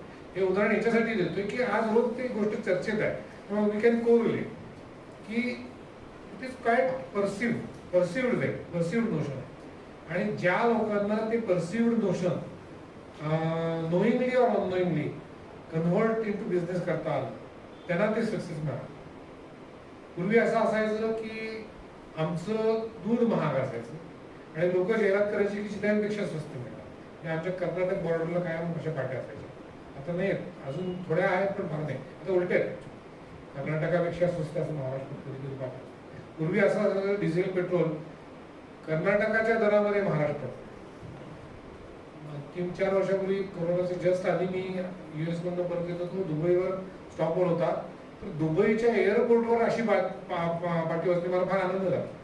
दिल्ली के रेट में इलेक्ट्रॉनिक गुड मिले, हिंदी पाठवू, दिल्ली के रेट में इलेक्ट्रॉनिक गुड मिले. म्हणजे लोकांना परसिव्ड व्हॅल्यूचं जे मार्केट असतं ते फार महत्वाचं. तर ह्या गोष्टी लक्षात घ्या की ह्या परसिव्ड सेन्समध्ये जायला पाहिजे. मग तरी सुद्धा मग महाग गोष्ट का लोकांना पाहिजे. लोकांचं त्या प्रॉडक्टबद्दलचं परसेप्टिव्ह व्हॅल्यू काय आहे, त्यांनी त्या प्रॉडक्टला जज कसं केलं, त्यांनी त्याला स्कोर कसं केलं, त्यांनी आपल्याला ही गरज आहे हे का मान्य केलं. मी कस्टमर केअरवर कोणी बोललो, कस्टमर केअर आम्ही 10 वर्षापूर्वी दुधासाठी कस्टमर केअर सुरू. त्यावेळेस कुठेही कंपल्सरी कायदा नव्हता की कस्टमर केअर नंबर घ्या, कस्टमर केअर सांगा आणि ठेवा. आता तो कंझ्युमर याला कायदा झालेला की पॅक कुठला असायला पाहिजे. त्यावेळेस आम्ही कस्टमर केअर नंबर ठेवला. त्यावेळेस कस्टमर केअरला एका वहिनीने फोन केला, तर तुमचं दूध काय आहे म्हणले, खराब झालं. आता आमच्या कॉन्टेक्स्टमध्ये मार्केटिंग करत नाही मी, उदाहरण म्हणून अनुभव म्हणून. खराब झालं म्हटलं, का खराब होतं. आणि त्यावेळेस सेटअप करत होतो, त्यामुळे मी प्रत्येक कॉल सुरुवातीला मी घ्यायचो की to understand what is mentality, मानसिकता काय आहे कस्टमरची, कसं असायला, उत्तर काय आहे, FAQ काय आहे, जनरेट करावे, पॉप्युलेट करावे. तर त्या मॅडम म्हणल्या, तुमचं दूध म्हणले खराब झालं, म्हणलं लवकर खराब झालं. म्हटलं लवकर किती लवकर खराब झालं, 8 तासात खराब झालं. आता मला सांगा, तुम्ही प्रत्येक जण घरात दूध आहे, प्रत्येकाकडं दुधाची पिशवी असते, 8 तासात दूध खराब झालं, एवढंच फक्त तुम्ही ऐकलं असेल तर तुमच्या पाठीवर काय विचार सुरू झाला. म्हणलं आणि 2-3 दिवसाची शिल्प आहे, 8 दिवसात कसं, 8 तासात कसं खराब होईल, 8 दिवस असतील. नाही 8 तासातच खराब होईल. म्हणलं कुठे ठेवलं तू, फ्रीजमध्ये ठेवला होता का. नाही फ्रीजमध्ये ठेवलंच नव्हतं. अरे फ्रीजमध्ये ठेवलं नव्हतं तर मग 8 तासाची. आमच्या शेजारी एक जण बसला होता आमचा कॉरिडॉर, सांगा असं चालत नाही, आपण लिहिलेलं त्याच्यावर फ्रीजमध्ये ऐकूया, पण त्याचं काय म्हणणं किती काय. नाही म्हणले फ्रीजमध्ये ठेवलेलं नव्हतं, बाहेरच होतं. नाही मी म्हणलं आल्यानंतर 2 लिटर घेते मी, 1 लिटर तापवते, 1 लिटर अर्ध्या लिटरच्या 2 पिशव्या तशाच ठेवते, जसं लागेल तसं तसं तसं वापरत जाते आणि शिल्लक राहिल्या दुधाचं दही करते. म्हणजे फेर आहे ना, पण तुम्ही बाहेर का ठेवताय. नाही म्हणे बाहेरच ठेवतो. त्याला काय होतं, इतके दिवस ठेवले, इतके वर्ष, परत तो एक टिपी करायचा, इतकी गेली 20 वर्ष मी तुमचं एकदाही कधी नसलं नाही, आताच का नसतं. याच्यामधनं लटका राग जास्त होता, दूध नसलेल्याचं दुःख लागतं. पण चित्र्याचं असतंच कसं हे जाणून घेण्याची जास्त इच्छा दिसली. तुम्ही म्हटलं ठीक आहे. मी म्हटलं तुम्ही काय केलंय. मग मी एक ट्रिकी क्वेश्चन त्यांनाच टाकला. इतका वेळ ऐकून घेतल्यानंतर त्याही शांत झाला. मग मी त्यांना एक म्हटलं, ताई म्हणलं एक प्रश्न विचारू का? ते म्हणले विचारा. मी म्हटलं तुम्ही तुमच्या घराचं ओटा, किचन ओटा वगैरे असं काही बदललंय का वास्तुशास्त्राप्रमाणे वगैरे? हो म्हटले, तुम्हाला कसं कळलं इथं बसून? बदललंय ना? हो म्हणजे बदलले. मागच्याच आठवड्यात आता नवीन किचन मध्ये आम्ही सुरू केलं. पण एक आठवडा काय झाला नाही. ठीक आहे, 20 वर्षावर तर एक आठवडा झाला. म्हटलं माझी पेट तर कमी झाली, बरोबर. आता प्रॉब्लेमला सोडवायला काहीतरी चान्स मिळाला. मग अशी मी प्रॉब्लेम पेन याच्याबद्दल बोलत होतो, म्हणून मी हे उदाहरण मुद्दामून देतोय की प्रॉब्लेम सॉल्व्हिंग करताना आपल्याला त्या गिरायकाला, ग्राहकाला ज्याला आपण सर्व्हिस देतोय त्याच्या रूट कॉज अनालिसिस पर्यंत न पोहोचता जर आपण त्याला फक्त डिफेंड करत राहिलो, रिअल प्रॉब्लेम कळणार हे लक्षात. मी सहज टाकलं बरं का, म्हणजे काही नाही. आमचं घर त्या रिनोव्हेट झालं होतं म्हणून मी आपलं मला लक्षात आलं होतं काहीतरी असं असू शकतो, म्हणून मी आपलं वेळ मारून दिला म्हणून मी त्यांना विचारला आणि तो करा. मी म्हटलं मग तुम्ही कुठल्या दिशेला हे आहे? मग ते दक्षिण पूर्व दिशेला आहे. अरे वा म्हटलं, चांगली दिशा आहे. वास्तुशास्त्राच्या दृष्टीने स्वयंपाक त्याच बाजूला पाहिजे. मग म्हटलं आता मला जायचं आहे. म्हटलं मग तुम्ही आता वास्तुशास्त्र ठीक आहे, पण तुम्ही ग्रॅनाईट लावला असेल? हो, एकदम झेड ब्लॅक ग्रॅनाईट लावला. Very good. मग आता खिडकी असेल वरती? हो म्हणल्या आहे. खिडकीचं सूर्यकिरण पडत असतील? हो पडतात. मग ती बरोबर तिथं पडतायत आणि थंडीचे दिवस असते तर उलटे पडतात. म्हटलं अगदी व्यवस्थित पडतात तिथे, कारण थंडीच्या दिवसात ती हे अशी आहे की गरम आहे. ही दिशा अशा दृष्टीने चांगली आहे की थंडीच्या दिवसात सूर्य उत्तरेकडे असतो, तिरका प्रकाश येतो आणि त्या रिफ्लेक्शननी तुमचं स्वयंपाकघर गरम राहावं आणि उन्हाळ्याच्या दिवसामध्ये कमीत कमी गरम राहावं, कारण सगळंच गरम उकळावं नये. ह्या अर्थाने ही फार चांगली दिशा आहे. म्हणले हो म्हणले, तुम्ही आमच्या स्वयंपाकघरात केव्हा? तुम्ही म्हटलं मी विचारते असं आहे. म्हटलं तुम्ही आता सकाळी 10 वाजले, टेम्परेचर किती हात लावून बघताय का? म्हटलं चांगली गरम. ह्याच्यावर पिशवी ठेवली तर फक्त उकळायचंच राहिला पाठीमागून, पूर्ण तरी उकळा. मग त्याला सांगितलं की 50 डिग्री जर टेम्परेचर तर हवेमधले बॅक्टेरिया हे त्या टेम्परेचरला सगळ्यात जास्त इन्क्युबेट. आता मी सायन्स इथपर्यंत सोशल सायन्स, आता रिअल सायन्स. 50 डिग्रीला बॅक्टेरियाची ग्रोथ सगळ्यात जास्त होती. आपण पॅश्चराइज केलेलं दूध असतं, पॅश्चराइज केलेल्या दुधामध्ये बॅक्टेरिया पूर्णपणे मरत नाही. जे दुधामधले लाईव्ह बॅक्टेरिया आहेत ते जिवंत असायला पाहिजे, कारण ते दूध तुम्ही विरजण लावणार हे करणं या अर्थाने चांगले बॅक्टेरिया तिथं जिवंतच आहे. पण त्यांना दुसरं काही खाद्य नाही. 50 डिग्रीला मस्तपैकी दुधातली फॅट आणि प्रोटीन मिळते, ते त्यांचं काम करते आणि स्वतःच असताना विरजण लावून घेते, त्यामुळे ते खराब होते. असं तुम्हाला वाटत नाही आहे का? मग मी सावलीत ठेवलं तर चालेल का? म्हटलं कृपया तसंही करू नका, फ्रीजमध्ये ठेवा. थोडासा गॅस गेला तरी चालेल, मी गव्हर्नमेंटला सांगतो की गॅस वाचवण्याच्या जाहिरातीतनं हे काढून टाकता. पण म्हटलं 4 तास म्हटलं मोठ्यावर दूध ठेवून त्याची परीक्षा घेऊन, अहो मारण्याचा तर 2 तास खराब होतो, तुमचा 8 तास तरी टिकतो. अहो म्हटलं ही परीक्षा घेऊ नका, कुठल्याच ब्रँडची परीक्षा घेऊ नका, तुम्ही फ्रीजमध्ये ठेवा. सांगायचा हा किस्सा जरा लांबला, पण सांगायचा उद्देश हा की एखादा प्रॉब्लेम असतो, त्या प्रॉब्लेमच्या तळाला जाताना आपल्याला पहिल्यांदा दुधाची तक्रार आली, दूध नासतं आणि 8 तासाच्या आत नासतं, ह्या स्टेटमेंटवरनं आपण किती खालती जायला पाहिजे तोपर्यंत प्रॉब्लेम कळत नाही. हे रूट कॉज अनालिसिस ISO मध्ये सांगितलं जातं, इतर सिस्टीममध्ये सांगितलं जातं. ह्या मॅनेजमेंट सिस्टीममध्ये ज्यावेळेस तुम्ही एखादा प्रोजेक्ट निवडाल, एखादा पर्याय आपल्याला सोसायटीमध्ये द्यायचा आणि त्याच्यासाठी मला प्रॉडक्ट नवीन करायचं किंवा सर्व्हिस नवीन करायची, त्यावेळेस या डेप्थमध्ये जा. 5 लाख लिटर 8 लाख लिटर दूध विकतोय, त्यावेळेस 2 लिटर विकत घेणारी व्यक्ती ज्यावेळेस मला विचारते की माझं दूध नासलं, तर मग मी I could be quiet ignorant. मला काय फरक पडलं, तुमचं काहीतरी बिघडलं असेल, फ्रीज बिघडला असेल, मला काय सांगू नका असं मी म्हणू शकलो होतो, किंवा माझा कुठलाही कस्टमर केअर ऑफिसर म्हणू शकला असतो. पण आम्ही त्याच्याकडे तसं न बघता आम्ही ऑपॉर्च्युनिटी म्हणून बघतो की ॲटलिस्ट 6 लाखांमध्ये एक 5,000 लिटरच्या घेणाऱ्या दुधातल्या लोकांना जर काहीतरी प्रॉब्लेम असतो, त्या 5,000 पैकी एकाने धाडस तरी दाखवलं, विश्वास तरी दाखवला की कस्टमर केअर नंबरला फोन केला तर उत्तर देऊ शकतात, एवढा विश्वास दाखवणं हे काही कमी आहे का? आपण तुम्ही सांगा मला एखादी प्रॉडक्ट खराब झालं तर आपण डावे काय उपयोग आहे, माझाच वेळ जाणार आहे, फोन करून तरी काय उपयोग आहे का, ती दखल तरी घेणार आहेत का? तर मी म्हणतो की ही आपण होऊन एखादा माणूस सांगतो तर it's a golden opportunity to analyse our self, to audit our self. म्हणून मी त्यांचं कौतुक केलं. म्हटलं 4 तास इन्क्युबेटर येऊन तुमच्या दर शनिवारच्या कार्यक्रमामध्ये येऊन जर त्यांना मला हा प्रॉब्लेम सॉल्व्ह आहे, कधी कधी तुम्हाला हसायला येत असेल पोट धरून किंवा हा काय प्रॉब्लेम सांगायची पद्धत आहे का, हा काय प्रॉब्लेम आहे का, पण त्याच्याजवळ मी पेशंटने ऐकत असा कधी जेन्युइनली एखादा मस्त प्रपोजल घेऊन आलेला तुमच्याकडे कोणीतरी असतं. तर लोकांच्या एवढ्या डायव्हर्सिफाईड आयडियाज असतात, एवढ्या गोष्टी असतात याच्यातनं तुम्हाला शिकायलाच मिळत असतं. त्यामुळे मी एकही संधी अशी शिकायची सोडत नाही. मी कुठेतरी इथं मोठा आहे म्हणून इथं बसायला आलेलो नाही, म्हणून फोरम मला ओपन करायचं आहे की तुमच्याकडनं, तुमच्या आयडियाजमधनं, तुमच्या ब्रेनस्टॉर्मिंगमधनं तुम्हाला किती माझ्याकडनं शिकायला मिळते किंवा ऐकायला मिळते याच्याही पेक्षा तेवढाच माझा इक्वल स्वार्थ आहे की तुमच्याकडनं मला काही 4 गोष्टी नवीन मिळतील.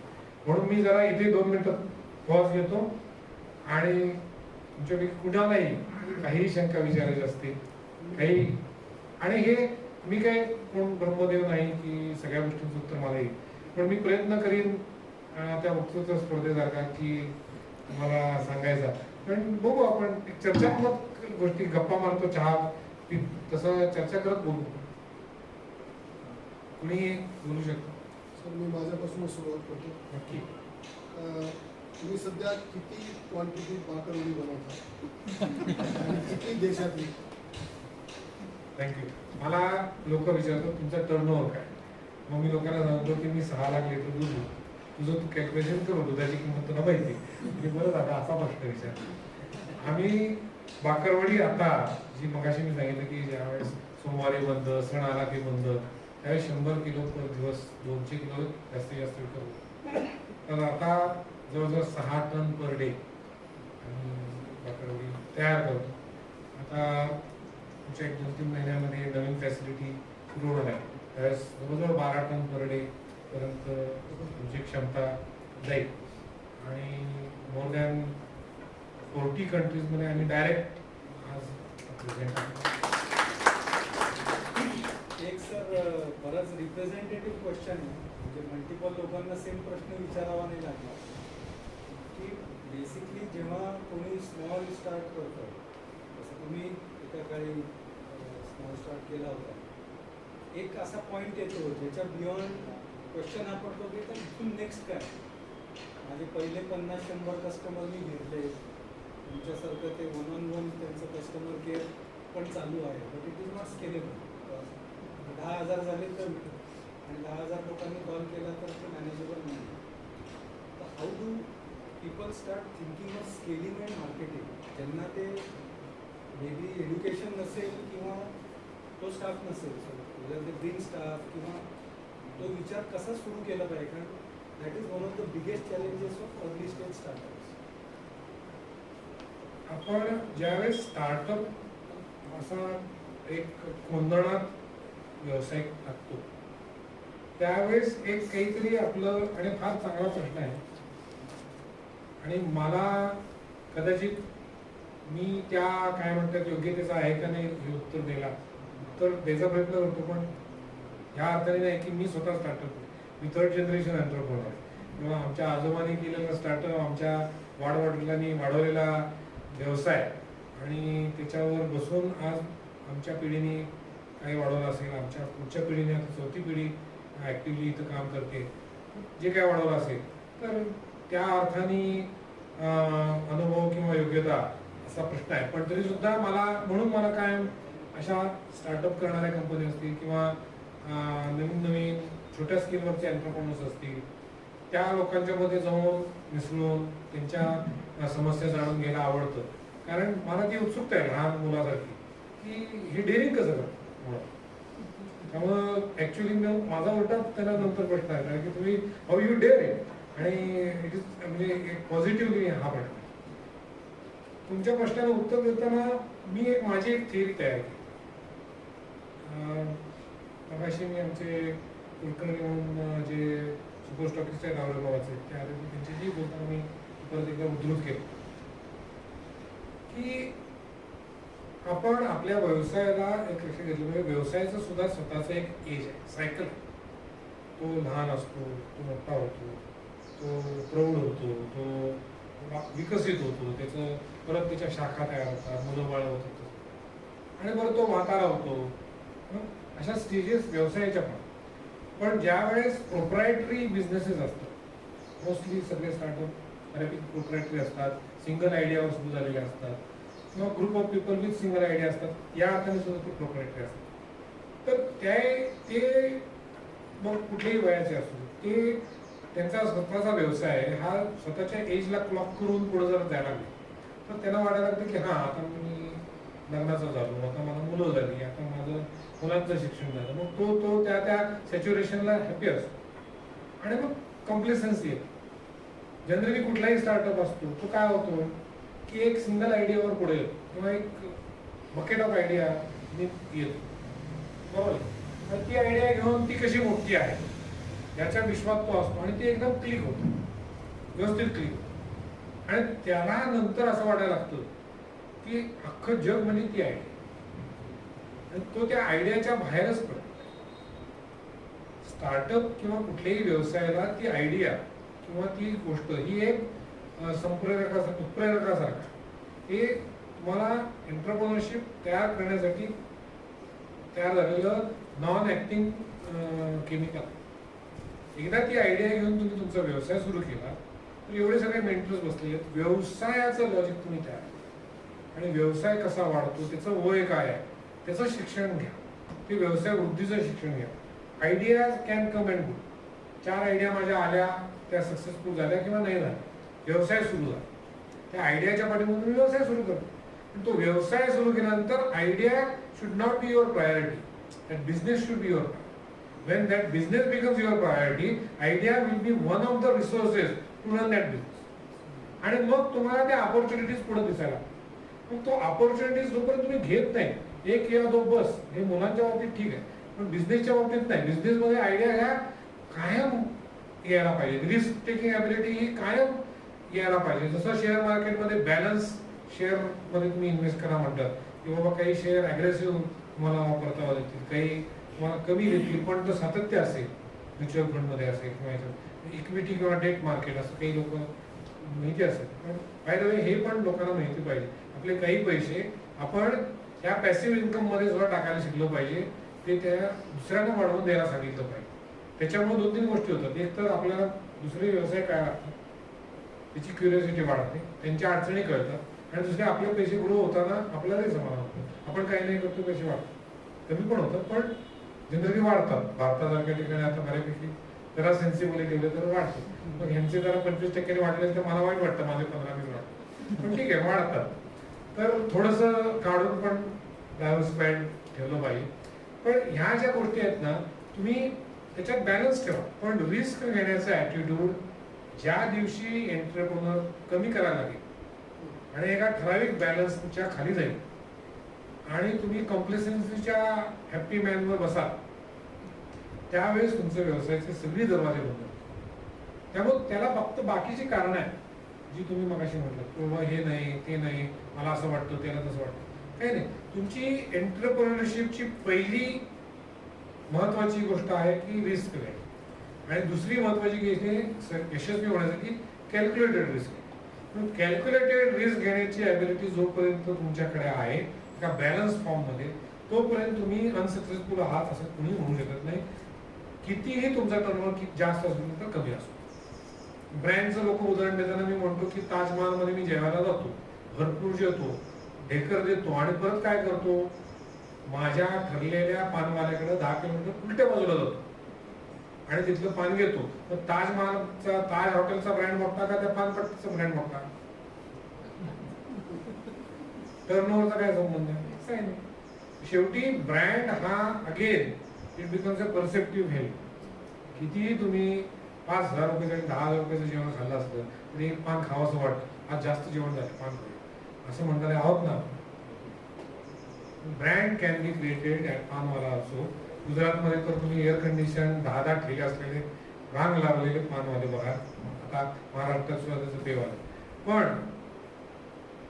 आपण कशातनं आपला ब्रँड क्रिएट करू शकतो आणि कसा वाढवू शकतो, त्याला काही लिमिट नाही. मगाशी मी म्हटलं त्याप्रमाणे तुम्हाला त्या ज्या ठिकाणी तुम्ही मार्केट म्हणून पोचताय त्या ठिकाणची पेन एरिया तुम्हाला कळायला पाहिजे. तिथं फर्स्ट टाइम तुम्हाला पोचायची संधी निर्माण तुम्ही करायला पाहिजे. दुसरा येणारच आहे, कॉम्पिटिशन इज ऑलवेज देअर. काहीतरी आहे, आज बाकरवडी प्रमाणात मिळाली नाही तर लोक खायचं थांबलेत का, काहीतरी खाणार आहे. दुधाची दान ताकावर, ताकाची दान आणखी कशावर तरी भागवणारच आहेत ना. पण मग ज्या वेळेस तुम्ही ती तुमच्याच गोष्टीने भागवाल अशी कंड्युसिव्ह वातावरण करण्याच्या पाठीमागे लागत राहाल पण मग त्याच्यात सगळं आलं. आहे ते मार्केट सॅच्युरेशन झालं तर बाहेरचं झालं असलं नवीन प्रॉडक्ट करा, नवीन प्रॉडक्ट असलं तर नवीन व्हेंचर करा, नवीन सर्व्हिस द्या, बॅकवर्ड इंटिग्रेशन करा, फॉरवर्ड इंटिग्रेशन करा. सगळे हे डोअर्स ओपन होतात. अगदी अमिक्रॉनपेक्षाही जास्त स्पीडने मोठे. पण ते तो व्हायरस आपल्या मनात नाही तरच ते शक्य. आणि म्हणून मी मगाशी म्हटलं ते एज, तर तुमचं एज, तुमच्या वयाचं एज, तुमच्या बॉडीचं एज हे बिझनेसचं एज असतंच असं नाही. तुम्ही त्या बिझनेसचं मॅच्युरिटी लक्षात घेतली पाहिजे, त्याचं डेलिगेशन प्लॅन तयार केला पाहिजे. तुम्ही तो तयार केलेला बिझनेस दुसऱ्या कोणाच्या तरी हातात प्रोफेशनली देऊन तुम्ही आणखी नवीन व्हेंचर करू शकताय का, तुम्ही नवीन प्रॉडक्ट तयार करू शकता का. तुमचा बिझनेसचा रोल हा एक लहान मूल केजी मध्ये जाणारा पाटी पेन्सिल घेऊन ते एक वडील ते नातवंड पतवंड असा प्रवास झालाय का. तर त्या नातवांना मुलांना धंदा करायला द्या ना. तुम्हीच माणसाची तयार केलेली आहे, तुम्हीच मॅनेजर्स तयार केलेले आहेत. त्यांच्या हातात एक बेसिक मॅनेजमेंट घेऊन तुम्ही व्यवसाय वृद्धीसाठी दुसरी काही तुमचा रोल तयार करू शकता. तुमचा व्यवसाय वयाने मोठा झाला तर व्यवसायाच्या अशा तयार शाखा करू शकता का. नशिबाने माणूस वय वाढेल तसं परत रिव्हर्स होऊ शकत नाही, अजून कुठलं औषध आलेलं नाही. पण व्यवसायाचं मात्र आहे. 100 वर्षाचा व्यवसाय परत 10 वर्षाचा सारखा तरुण होऊ शकतो. आणि आम्ही ते बघतोय. आज आमची 4थी पिढी आलेली आहे. 85 वर्ष झाली, ते 4 वर्षापूर्वीच लोक नव्हतं. आता 85 वर्ष झाली, आमची 4थी पिढी आलेली आहे. ते त्यांच्यापेक्षा तरुण करायचा व्यवसाय बघतात, प्रयत्न करतात. त्यामुळं हे सायकल होऊ शकतं, हे व्यवसायातच होऊ शकतं. आणि त्याची एक सृजनशीलता किंवा आविष्कार करायचा हातात आपल्या असतो. तेव्हा आपण every time we can generate new things, हा एक वेगळा आनंद आहे, तयार करू शकतो.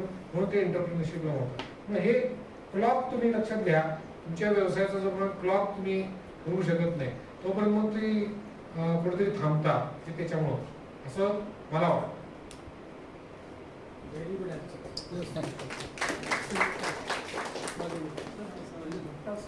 सांगितलं की तुमचा व्यवसाय जो आहे हे तुम्ही जवळपास 40 देशांमध्ये एक्सपोर्ट करता. तर सर्वसामान्य कुठलीही वस्तू एक्सपोर्ट करण्यासाठी स्टार्टअपसाठी असो किंवा कुठलाही व्यवसाय करा भरपूर लायसन्सिंग किंवा हे करावं लागतं. तर फूड प्रॉडक्टसाठी तर अतिशय जास्त याच्या इथे बघितलं जातं. तर त्या बाबतीत तुमचा काय अनुभव. ऍक्च्युली लायसन्सेस खूप लागतात हे वाक्य जरा चुकीचं आहे. या अर्थाने की शेवटी बघा, प्रत्येक देश 2 गोष्टींनी ते फूड प्रॉडक्ट अडवतो. फूड म्हटलं की त्यांना एक भीती असते की बाबा खराब असेल तर काय, क्वालिटी नसेल तर काय, फूड सेफ्टी या गोष्टी. आणि ती भीती हे त्यांचं टूल बनतं. मग ते म्हणतात की तुमचं खराब आहे म्हणून आम्ही घेणार. ह्या 2 वेगळ्या गोष्टी. हे व्यावसायिक त्या भीतीचा उपयोग करून व्यावसायिक दडपण आणणं एखाद्या देशावर आणि तुमचं अन्नच खराब आहे, सेफ नाही, तुमच्या कंडिशन्स चांगल्या नसतात, ट्रेसिबिलिटी नसते, मग तो युरोप गॅप काढा, वर्ल्ड गॅप काढा, आणखीन गॅप काढा, कचरा गॅप काढा, भरपूर असतात. म्हणजे अगदी द्राक्ष, संत्र्या, मोसंब्यापासून आंब्यापासून ते तयार झालेल्या पदार्थांपर्यंत सगळीकडे आपण ते बघतो. तर ह्या गोष्टी प्लीज बसा की, ह्या गोष्टी ज्या आहेत त्या, कारण हे सगळ्यांना जाणं शेवटी रोज लागणारी गोष्ट आहे किंवा अगदी मनापासून असलेली गोष्ट आहे. त्यामुळे ती व्यावसायिकदृष्ट्या सुद्धा ते देश शस्त्र म्हणून तुम्हाला येऊ नये हे पदार्थ यासाठी वापरतात. पण आता WTO असेल किंवा याच्यामध्ये आपण पूर्वी त्याचा आपल्याला त्रास होता कारण आपण त्या क्वालिटेटिव्ह लेवलपर्यंत पोहोचत नव्हतो. पण आता तसं राहिलेलं नाही. आपली फूड सेफ्टीचा गेल्या 8 ते 10 वर्ष, 12 वर्ष, 2011ला खरं तो कायदा आला, 2006ला तो ड्राफ्ट झाला. तो FSSAIचा जो कायदा आहे त्याच्यामध्ये एक मोठी टीम वर्क करते हार्मोनायझेशन ऑफ सेफ्टी स्टँडर्ड. आणि हार्मोनायझेशन ऑफ सेफ्टी स्टँडर्ड करत असताना ती कोडेक्स बरोबर कम्पेअर करते. आतापर्यंत कोडेक्स बरोबर कम्पेअर करणं म्हणजे कोडेक्स मध्ये जे लिहिलंय ते आपण अंमलात आणलं अशी परिस्थिती. पण गेल्या 8-9 वर्षामध्ये अशी परिस्थिती आहे की कोडेक्स मध्ये जवळजवळ 3 वर्ष सतत भारतीय माणूस शिरत. आता कोण आहे मला माहिती नाही, आपण बहुतेक फ्रेंच म्हणून 3 वर्ष सतत भारतीय म्हणजे भारताची ताकद 2011, 12, 13 नंतर अशी वाढली की भारतीय माणसं सुद्धा आता त्या अख्ख्या कोडेक्स स्टँडर्ड्स म्हणजे कोडेक्स हे स्टँडर्ड फक्त गुड नाही, इंजिनिअरिंग इंडस्ट्रीला ISI वगैरे सगळं मानांकन आहे त्या कोडेक्स मधून आहे. ते कोडेक्स स्टँडर्ड जी universal standard for every product ते बनवतात तिची जी बॉडी आहे त्या बॉडीमध्ये आपलं BIS पार्टी आहे आणि BISचं रिप्रेझेंटेशन असतं. तर through BIS food safety standards करणारी लोक सुद्धा तिथं आहेत आणि कोडेक्सचे जे फूड सेफ्टी स्टँडर्ड्स आहेत त्याच्यामध्ये आता बरेचसे भारतीय पदार्थ गेला कारण भारताने ती हार्मोनायझेशन सुरू आहे. नंतर GST आल्यानंतर एक आणखीन फायदा झाला की परदेशामध्ये जाताना आता भारतामध्ये ते लक्षात येत नाही कारण आपण व्हॅटमध्ये तो GSTचा नंबर फारसा वापरत नाही, पण जो HSN कोड आहे की कुठल्याही प्रॉडक्टचं एक क्लासिफिकेशन ते HSN कोड भारतीय प्रॉडक्टना नव्हतेच, एस्पेशली फूड प्रोडक्टना.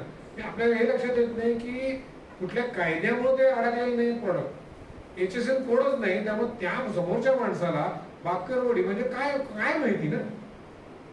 जोपर्यंत तो HSN कोड लेजिटिमेटली आपण देऊ शकत नाही तोपर्यंत ते प्रॉडक्ट ते रेकग्नाइज करणार कसं. आणि त्यामुळे नवीन असलेलं प्रॉडक्ट आपण पिझ्झा केला, बर्गर केलं, चिप्स केले, सूप केली वेगळी म्हणून त्यांचे वाटेल ते पदार्थ आपल्याकडे येत नाहीत ना. इटलीमध्ये गेला होता घोडा पण खायला घालतो, आपण खाणार आहे पण ते खातात ना, काही पण खातात, बरीच गोष्टी खातात. लोक चायनाला नाव वाटतात, आपण बाहेर बघा काही खातात आणि ते काही खातात तरी आपल्याला आवडतं. याचं कारण काय तर त्यांचं एज्युकेशन नाही. दोन बाबतीत एज्युकेशन नाही. एक भारत म्हणजे टुकार देश आहे, हे एक चुकीचं एज्युकेशन आहे त्यांच्याकडे झालेलं. आणि दुसरं भारतीय पदार्थ हे खाण्याची गोष्टच नाही, त्यांना माहितीच नाही ना. त्यांना हेही माहिती नाही की त्यांचे 2000 वर्षापूर्वीच्या पिढ्या भारतातच येत होते मसाले खायला किंवा घेऊन जायला किंवा कॉटन घेऊन जायला. जगाच्या पाठीवर दुसरा कोण देश देतच नव्हता चीन आणि भारत सोडून. तर हे ते सोयीस्कर तो इतिहास विसरलेला आहे. तेव्हा कशाचे खातात, चव काय आहे हेही त्यांना माहिती नाही. हे सगळे कन्स्टंट त्या फूडला एक्सपोर्ट करण्यासाठी. त्यामुळे ही क्लॅरिटी जी एक्सपोर्ट हाऊस आपल्याला तिथं देऊ शकेल ह्या गोष्टी तुम्हाला नेणं मग सोपं, मग फार काय अवघड. आपण बऱ्याच गोष्टी मग काय करतो आता काही लोकांनी मात्र चुका पण करून ठेवलेल्या आपल्या, एस्पेशली हळद असेल, लाल मिरची असेल, त्याच्यामध्ये भरपूर प्रमाणामध्ये फार पूर्वी ॲडल्ट्रेशन झालेलं आहे, त्यामुळे त्या गोष्टी बॅन झालेल्या आहेत. पण त्या आता हळूहळू ओपन अप व्हायला लागलेल्या आहेत आणि आता फार चांगली स्टँडर्ड्स फूड सेफ्टीची भारताच्या स्वतःच्या पदार्थांना असल्यामुळे आता मला नाही वाटत ते फार अवघड आहे. फार अवघड नाही, माहिती करून घ्या. प्रत्येक देशाचं काहीतरी असतं. 12-15 वर्षापूर्वी तुम्ही कर्नाटकात बेंगलोरमध्ये गेलात आणि पनीरची एखादी भाजी मागितली तर तो वेटर आपल्याकडे असा करून बघायचा, कोण तुम्ही पनीर काय मागताय, डोसा मागा, इडली मागा, असं तिचं म्हणणार. आता काय तसं नाही ना, तुम्ही परदेशात कशाला, आपली उदाहरण आहे. एक्सेप्टेबिलिटी हा एक मोठा फॅक्टर होता, तो आता बऱ्यापैकी कमी झालेला आहे. आता मॅकडोनल्डमध्ये जगात नसेल पण आपल्याकडे पनीर घालायला लागतं, मसाले घालायला लागतात, परदेशी लोकांना हा एक्सेप्ट करायला लागतो. अमेरिकेतल्या मॅकडोनल्डमध्ये सुद्धा पनीरच्या भाज्या. ह्या गोष्टी लक्षात घ्या की हे आता बदलायला लागले. त्यामुळे it is not that difficult. पण तुम्ही हायजिनिकली पाहिजे, फूड सेफ्टी पाहिजे, ट्रेसेबिलिटी पाहिजे, जे कंट्रोल आपल्या सिस्टीममध्ये आहेत ते जर तुम्ही आणले तर it is now much easier. आणि रिस्ट्रिक्टेड प्रॉडक्ट्स आहेत. अगेन दुधाचे प्रॉडक्ट रिस्ट्रिक्टेड असण्याचं कारण केवळ फूड सेफ्टी नाही आहे, तर मगाशी मी सांगितल्याप्रमाणे त्यांचे स्वतःचे दुधाचे प्रॉडक्ट आहेत, ते त्यांचं स्वतःचं दूध आहे ते विकलं गेलं नाही तर काय, हा त्यांच्यापुढे मोठा प्रश्न आहे. म्हणून ते अडवणूक करतात असंही आहे.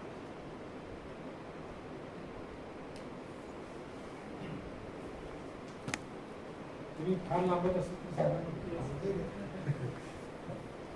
तर माझं नाव आहे सुपेकर.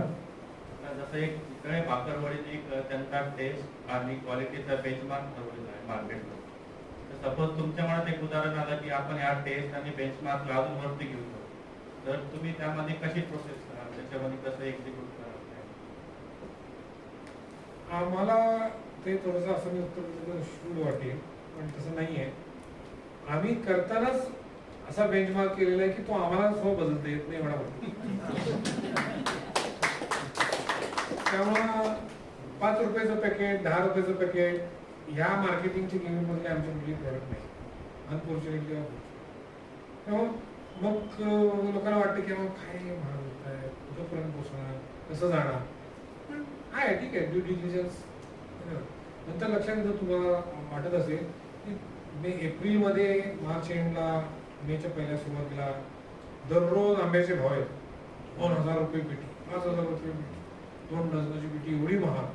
मग त्याच्या शेजारी सफरचंद घेतले तर त्याच्यापेक्षा महाग असतात.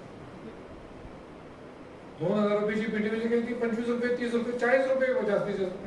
50 रुपयाचा आंबा 250 ग्रॅमचा, तुम्ही 250 ग्रॅमचा सफरचंद 60-60 रुपयाने घेता. त्यावेळेस कोण बघत नाही ते पैसे किती आहे, पण लक्षात येत नाही. आणि माझी म्हणलं ऍक्सेप्टेबिलिटी, भारतीय पदार्थ ना असं विकला पाहिजे.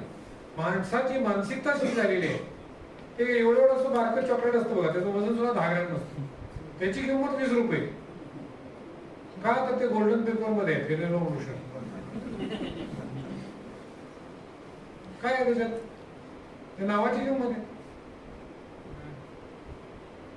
त्यामुळे ह्याच्यात आणखी काय करायला पाहिजे हे त्यांना वाटतं की ज्यांना ते 10 ग्रॅमचं कंटेंट 100 रुपयाला विकायचं. त्यांचं कंटेंट सॉलिड आहे जोपर्यंत डिमांड आणि कंटेंट सॉलिड आहे, तर तुम्हाला कशाची आणखीन इम्प्रुव्हमेंटची गरज नाही. आम्ही काय बाकरवडीचं, चीज बाकरवडी, काय ते चायनीज बाकरवडी, जॅपनीज बाकरवडी करायचं गरजच पडली नाही. पण बाकरवडी प्युअरली ज्या फॉर्म मध्ये आहे ती, आणि मुळात मला सांगायला हरकत नाही की जी 40 वर्षापूर्वी आम्ही जी बाकरवडी केली आमच्या राजाभाऊंनी, तीच मुळात मेकओव्हर आहे त्यावेळेस केलं. बाकरवडी हा मुळात गुजराती पदार्थ. गुजराती पदार्थ इतर ठिकाणी लसूण कांदा खात नाही, पण बाकरवडीत घालतात. त्यांच्याकडे खोबरं घालत नाही, आपल्याकडे त्या बाकरवडीत खोबरं आहे. तर आपला महाराष्ट्रीयन कंटेंट करून लसूण कांदा नसलेली बाकरवडी आपण तयार केली आणि ती लोकांना आवडली. जिरं नाही, ती लोकांना आवडली. आणि ती बाकरवडी म्हणजे मुख्य बाकरवडी आहे असा लोकांचा चांगला समज झालेला आहे. आता आणखी वेळ करायची काही गरज नाही. त्यामुळं तीही बाकरवडीच आहे, ही बाकरवडीच आहे, लोकांना चॉईस आहे, खाऊन लोकांना. म्हणून तो काही प्रश्न नाही. आपण बाकरवडीचाच आपला उल्लेख चालला आहे, मग दुधाचं पण तुम्ही हे केलं. काय झालंय, बाकरवडी हा आमचा ओपनिंग बॅट्समन. बाकीचे रन मारतात, स्लॉग ओव्हर मध्ये करतात, 6 बॉलला 6 विकेट घेतात, ते लक्षात पण कोण राहतं. श्रीखंड भारतामध्ये म्हणजे या अर्थाने जगामध्ये सगळ्यात जास्त चितळेच करतात आणि अमूलपेक्षा तिप्पट करतात. आणि अमूलपेक्षा जास्त करणारा चितळे सोडून सुद्धा एक ब्रँड आहे वारणा. आता थोडं कमी झालं, पण हे श्रीखंड गुजराती आणि महाराष्ट्रीयन प्रकार आहे. पण अमूल सारखी मोठी डेअरी करत नाही, त्याच्यापेक्षा जास्त आपण. तर सांगायचा उद्देश काय आहे, श्रीखंड आहे. दूधचा तुम्ही उल्लेख केला की जे सुरुवात झाली ती दूध आहे. कितीतरी बाकरवडीच्या बरोबर आपले इतर पदार्थ आहे, आंबा बर्फी आहे. इतके दिवस ती शेल्फ लाईफच नव्हती, 4 दिवसात संपवायला पाहिजे. हँडी प्रॉडक्ट काय, बाकरवडी. श्रीखंड आहे, आम्रखंड आहे, आंबा बर्फी आहे. हे पदार्थ त्यामुळे जरा ते थोडे मागे पडले. आता विराट कोहली झाला रिटायर म्हणून सोडून द्या, पण अशी ते मागे पडत गेलेली नाव आहे, लक्षात राहत. पण त्यांचं कॉन्ट्रीब्युशन हे कदाचित बाकरवडीपेक्षाही जास्त. त्यामुळे ब्रँड इक्विटी ही बाकरवडीवर जरी आमची असली तरी त्याच्यापेक्षा किती जरी जास्त इतर प्रॉडक्ट आपण विकतो. लोकांना लक्षातही येत नाही की हे आपण घेतोय. They make a deliberate choice. तुम्ही चितळ्यांचंच तूप घेणार, चितळ्यांचंच दही घेणार, चितळ्यांचंच श्रीखंड घेणार, चितळ्यांचंच दूध घेणार. पण तो डेलिबरेट चॉईस हा काय म्हणतात त्याला, सेलिब्रेट नाही. जेवढा बाकरवडी झाली त्यामुळे तो लक्षात येत नाही, पण दुसरं कुठलं घ्यायचं तर ते घेत नाही. असे बरेच कन्झ्युमर आहेत. त्यामुळे हेही लक्षात घेतलं पाहिजे की जे फक्त समोर दिसते तेच म्हणजे विकलं जाते असंही जगात नसतं. पुण्यामध्ये ब्रँड नेमला चितळे म्हणून भरपूर मोठा कदाचित ब्रँड आहे, सगळीकडे इतर ठिकाणी पण आहे, पण चितळ्यांपेक्षा 10 पट टर्नओव्हर असलेली सुद्धा पुण्यात आहे, इतर ठिकाणी पण असतं, पण त्यांचं नाव लक्षात कोणाला राहतं का?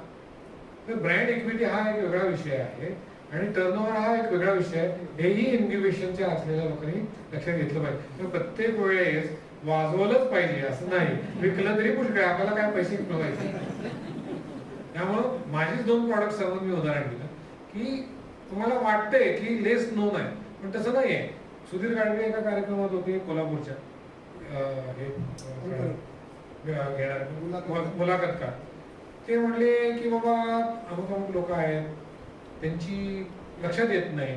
ते कोकणस्थ ब्राह्मणांचा कार्यक्रम होता कोल्हापूरमध्ये, त्यांचं महत्व काय वगैरे असं. म्हटलं ते कसं आहे म्हणले माहिती आहे का, लता मंगेशकर तुम्ही तुम्हाला होता त्यावेळेस, लता मंगेशकर अजूनही गात वगैरे होत्या 20-21 वर्षापूर्वी. म्हणजे आकाशवाणीवर रोज सकाळ दुपार संध्याकाळ काय लागलं तर लता मंगेशकरच लागतं. लता मंगेशकर म्हणजे काय लता मंगेशकर ऐकतोय गाणं, आता ऐकलं, मगाशी ऐकलं, गाडीत बसलो ऐकलं, तेच लता मंगेशकर. त्यामुळे लता मंगेशकरचं महत्व, लता मंगेशकर ऐकताना समोर दिसली तर कळत नाही, महत्व केव्हा कळतं? त्यांनी एक चांगलं उदाहरण दिलं त्यावेळेस, आणि त्यावेळेस ते तसे कार्यक्रम भरपूर व्हायचे. ते म्हणले, एखादे म्हणले आता ते ह्याचा कार्यक्रम मेलडी मेकर्स वगैरे, त्या कार्यक्रमात म्हणले लता मंगेशकर आणि किशोर कुमारचं ड्युएट दोघांनी गायला सुरुवात केली की कळतं की इथं लता मंगेशकर नाही. म्हणजे एखादी गोष्ट ओरिजिनल मध्ये ऐकायची लोकांना एवढी सवय झालेली असते की ती तेव्हाच कळते जेव्हा डुप्लिकेट समोर आहे. त्यामुळे कधी कधी लक्षात येतं, आपल्याला लक्षात येत नाही की आपला एखादा चांगला प्रॉडक्ट असतो, सर्व्हिस असते, आपल्यालाच वाटत असतं की ही अंडर प्लेइंग आहे, कारण आपण रिव्ह्यूज घेतलेला नसतो. पण लोकांच्या मनात मगाशी सांगितलेला परसेप्टिव्ह व्हॅल्यू त्याची एवढी प्रचंड स्ट्रॉंग असते, त्यांनाही लक्षात नसतं की आपण घेतोय, आपण हक्काने हेच घेतो. ह्या गोष्टी सुद्धा आपल्याला अभ्यासला पाहिजेत आपल्या व्यवसायात, की काय विकलं जाते आणि का विकलं, कशासाठी ते विकलं. मिल्क पावडर आमची 1-2 लोक मागायला आली मराठवाड्यामध्ये, कशाला मागायला आली काय कळलं नाही, आणि अतिशय अगदी रुरल एरियामध्ये झालं, कशासाठी मागायला, म्हणून आमची टीम आम्ही पाठवली त्या लोकांच्या पाठीवर. त्यावेळेस काय फार लोक कॉम्प्युटर वापरायचे नाही, इंटरनेट वगैरे प्रकार नव्हता, मग सेल नक्की शेवटच्या कुणाला झालाय काहीच कळत नव्हतं. काय झालंय बघूया, मी दोघं तिघांना पाठवलं. ते हळू सांगायचं कसं 15-20 दिवसांनी सांगितलं, साहेब ती काय माहितीये का, ती लोक औषधाच्या बरोबर पावडर घेतात, हे आहेत हे गरीब माणसं हे करतील. तर मी म्हटलं मग औषध बरोबर नाही म्हणे, तुमची चितळ्यांची मिल्क पावडर आहे ना, ती पाण्यात अतिशय चांगली मिक्स होते, ते घोळते, आणि ते जे डायल्युशन प्रपोर्शन करायचं असतं त्याला ते स्प्रेडर म्हणून चांगली वापरली जाते. आयएमवे स्प्रेडर 5000 रुपयाला विकतो, आपण 50 रुपये. स्प्रेडर आणि स्टिकर, कारण ते लॅक्टोज असल्यावर नंतर पाण्याच्या संपर्कात आल्यावर ते चिकट होतं. नॅचरल स्टिकर पावडर त्याची होती. म्हणजे दुसरे कोणते नाहीत का हे ब्रँड, इतर वेळेस सगळे ब्रँड तुमचं ते डायल्युशन अगदी गार पाण्यात पण ते अजिबात गाठ होत नाही, ते औषध पण मिक्स चांगलं होतं त्याच्यामुळं, आणि ते स्प्रेड पण चांगलं होतं, आणि ते बसतं पण, त्याचा इफेक्टिव्हनेस वाढतो. कोणी विचार केला होता की मिल्क पावडरला अशी काहीतरी डिमांड असते. So you never know how people use it. बाकरवाडीचा सगळ्यात जास्त प्रसार आणि प्रचार संध्याकाळी 4 नंतर बसणाऱ्या लोकांनी केला. शहरातच तसं कोण म्हणेल का, नाही वाटतं. त्यामुळे अशा गोष्टी त्या आपल्या एक नोन अननोन थिंग्स असतात आणि एक अननोन नोन थिंग्स असतात. त्यामुळे ह्याही गोष्टी आपण एकच प्रश्न की आता तुम्ही ब्रँड इक्विटी आणि बऱ्याचशा गोष्टी परसिव्ह व्हॅल्यू वगैरे बोलताय, पण आता तुमचा जसा 4-5 जनरेशन टू जनरेशन बिझनेस हे होतोय, तर काय चॅलेंजेस तुम्ही सुद्धा जेव्हा बिझनेसमध्ये आला असाल तेव्हा ती परसिव्ह व्हॅल्यू तेव्हाची वेगळी असेल, तुमच्या आधीच्या जनरेशनची तुम्हाला काही चॅलेंजेस असतील, आणि आता पुढच्या जनरेशनला सुद्धा काही चॅलेंजेस असतील सेम परसिव्ह व्हॅल्यू ती जपण्यासाठी, ब्रँड इक्विटी जपण्यासाठी. एकच मिनिट, त्यांचा जो प्रश्न जवळपास तोच माझाही प्रश्न आहे, तर तुम्ही कॉमन उत्तर दिलं तुमच्याकडे. औरंगाबाद जे शहर आहे तसं फर्स्ट जनरेशन एंटरप्रिनर्सचं सगळं जास्त आहे, सेकंड जनरेशन पण बऱ्यापैकी आहे. जनरेशन टू जनरेशन एखादा उद्योग चालवतो is also challenge in the Indian culture. बाहेरचे लोक चालवतात, कोणाला तरी हँडओव्हर करतात, ते चालत होतं बिझनेस. त्याचे फोर्ड असेल किंवा ॲपल असेल, स्टीव जॉब्स नसला तरी त्याचा बिझनेस चालू आहे. तर आपल्याकडे ती मानसिकता नाही. आपला जर कोणी पूर्ण नसेल कॅरी फॉरवर्ड करण्यात, आपण जनरली नाही बा मला आता पुन्हा मी माझं बंद नाही. तर तुमचा 4th जनरेशनचा बिझनेस काय, तर त्यांचा जो प्रश्न आहे की जनरेशन टू जनरेशन बिझनेस ज्यावेळी दिला जातो, त्याचं कॅडबरीला पण 200 वर्ष झालं, more than 200 years. Cadbury is there, order आहेत की नाही माहीत. त्याच्यामध्ये नेमकं रहस्य का, म्हणजे तुमचे आजोबा, तुमचे वडील, तुमचे आणि तुमच्या फॅमिलीचे टोटल किती लोक सध्या या व्यवसायात इन्व्हॉल्व आहेत, तर त्यांच्या रिलेटेडच माझा एक प्रश्न, तर तुम्ही दोन्हीचं एकच उत्तर दिलं तरी चालेल. भारतामध्ये ॲक्च्युली मी म्हणतो ॲडव्हान्टेज जास्त आहे family business. Only thing is आपण त्याच्याकडे बघण्याचा दृष्टिकोन थोडा बदलला पाहिजे. एक फार वर्षापूर्वी माइंड अँड माइंडसेट म्हणून लेख माशेलकरांनी लिहिला. मला तो मी स्टार मार्क करून कुठेतरी ठेवलेला आहे, मी तुमच्याकडे सर्क्युलेट करेन. भारतीय लोकांचा माइंडसेट कसा असतो याच्यावर एक टिप्पण. मी त्याला वाईट वाटत होतं, राग येत होता. नाव ठेवणं असा त्यांचा उद्देश नव्हता. हे आपण बदललं पाहिजे, केव्हा तरी हे बदललं पाहिजे. आणि तो थोडासा अनुषंग याच्यात आहे. मगाशी मी तुम्हाला सांगितलं तसं बिझनेस जर योग्य वेळेला आपण डेलिगेट करायची मानसिकता दाखवली, व्यावसायिकता दाखवली, तर तो पिढ्यानपिढ्या चालू शकतो. हा बिझनेस मी माझा आणि माझ्यासाठी ह्याच्यातनं जितक्या लवकर मी बाहेर पडेल तितक्या लवकर तो धंदा मोठा होईल. तो जितके दिवस तुम्ही कवटाळून बसाल तितके तो लहान लहान होत जाईल. तुम्ही तुमची एक क्षमता असते, मानसिकता असते, बरोबर आहे, you are a founder member. पण त्या फाउंडर मेंबर म्हणून तुमची जी क्षमता आहे त्याच्या पलीकडे तुम्हाला बिझनेस न्यायचाच नाही आहे. जनरली मॅनेजमेंट इन्स्टिट्यूटमध्ये शिकवलं काय जातं की तुम्ही तुमच्यापेक्षा जास्त स्मार्ट माणूस तुमच्या हाताखाली एम्प्लॉय. मी माझा पुतण्या एक येत होता, त्याला मी म्हटलं की आणखी 2 वर्ष US मध्ये नाहीतर तुला इकडे यायचं. मी यायचं आहे असं तू म्हणतो, मी यायचंय. तू म्हणलं कशाला, म्हटलं MBA मार्केटिंग करतो. MBA मार्केटिंग करणारी माणसं तर तुला म्हणलं तुझ्या पॉकेटमध्ये मिळून जातील. म्हणजे आता त्याला जर तसंच भाषेत सांगायला पाहिजे तर तसंच पाहिजे, तुझ्या पॉकेटमध्ये मिळून जातील. कशाला तुला इंजिनिअरिंग करायचंय? इंजिनिअर तुला म्हणलं तुला तुझ्या अर्ध्या पॉकेटमध्ये मिळून जातील. पाहिजे कशात? तू स्वतः इंजिनिअर किंवा मार्केटिंग मॅनेजमेंट करायला पाहिजे. हो म्हटलं काय करायला पाहिजे? फायनान्स मॅनेजमेंट कर. ते तर म्हटलं दुसऱ्याकडे झालं नाही, ते पैसे तर लोकांचे पैसे स्वतःकडे पाहिजेत. तर तेही दुसऱ्या माणसाला देऊ शकतो, फक्त त्याच्याकडनं घ्यायची ताकद आपण डेव्हलप केली. एवढं कर.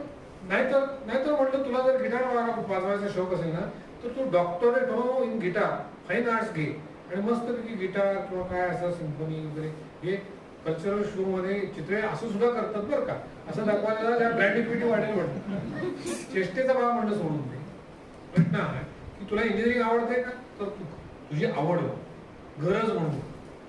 आमच्या पहिल्या जनरेशनला ज्यावेळेस माझ्या आजोबांनी हा व्यवसाय सुरू केला, तुमच्यासारखं तरी जे धाडस केलं, त्यावेळेस 1939-38 साली भारतामध्ये, भारतीय संस्कृतीमध्ये दूध विकणं म्हणजे पाप होतं.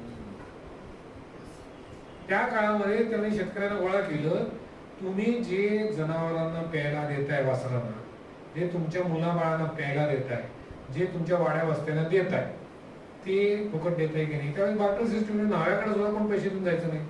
दिवाळीच्या दिवशी एक पोतभर धान्य द्यायचं, मग ह्याने एक पाव किलो पायली दिलं, पायली म्हणजे किती 2.5 किलोच्या असतो, मी कुठं पोतभर दिलं, मी म्हणणार कशाला, काय तुला पीठ दळून आणून पाठवून देतो 1/2 किलोचं. प्रत्येकाने आपापल्या प्रमाणे करायचं, तो नावी पण म्हणायचं ठीक आहे भाऊ. ही बलुतेदारी पद्धत होती त्या काळात. तरी सुद्धा ते व्यवस्थित जगत होते. कुणालाही भूकबरीने मरायला लागलं नाही, कुणाचे व्यवसाय बंद पडले नाही, कुणाने व्यवसायात अतिक्रमण झालं नाही आणि उत्तम लाईफस्टाईलने झालं. म्हणजे असं काही नाही की त्या बलुतेदारीने लोक 40व्या वर्षी जात होते. कारण 50, 60, 70, 80, 90 वर्ष जगली. They were hard core into that दॅट बिझनेस. स्किल सेट पूर्ण डेव्हलप वर्षानुवर्ष झालेलं होतं. या अर्थाने बलुतेदारी हे अतिशय चांगलं फॅमिली बिझनेसचं उदाहरण आहे. Culturally we are strong in family business. आमच्या व्यवसाय पुढं चालू राहावा याच्यासाठी एक नॅचरल इन्स्टिंक्ट पाहिजे. ते भारतीय संस्कृतीमध्ये पहिल्यापासून आहे.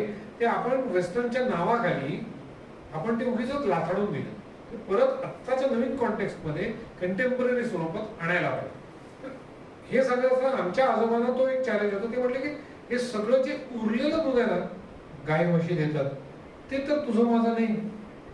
ते जर तू विकलंस, ज्याला गरज आहे, कारण तो गरज आहे तो तुझ्या समोर येणार नाही, तो कुठे दुसरीकडे लांब आहे, त्याच्यापर्यंत पोचवायला दूध म्हणून विकू शकणार नाही, त्याचा पदार्थ करायला त्याचा खर्च आहे, तू सगळं करून त्या लोणी काढलंस, खवा केलास, आणखी काहीतरी प्रॉडक्ट केले, ते त्याच्यापर्यंत नेण्याचा एक खर्च आहे.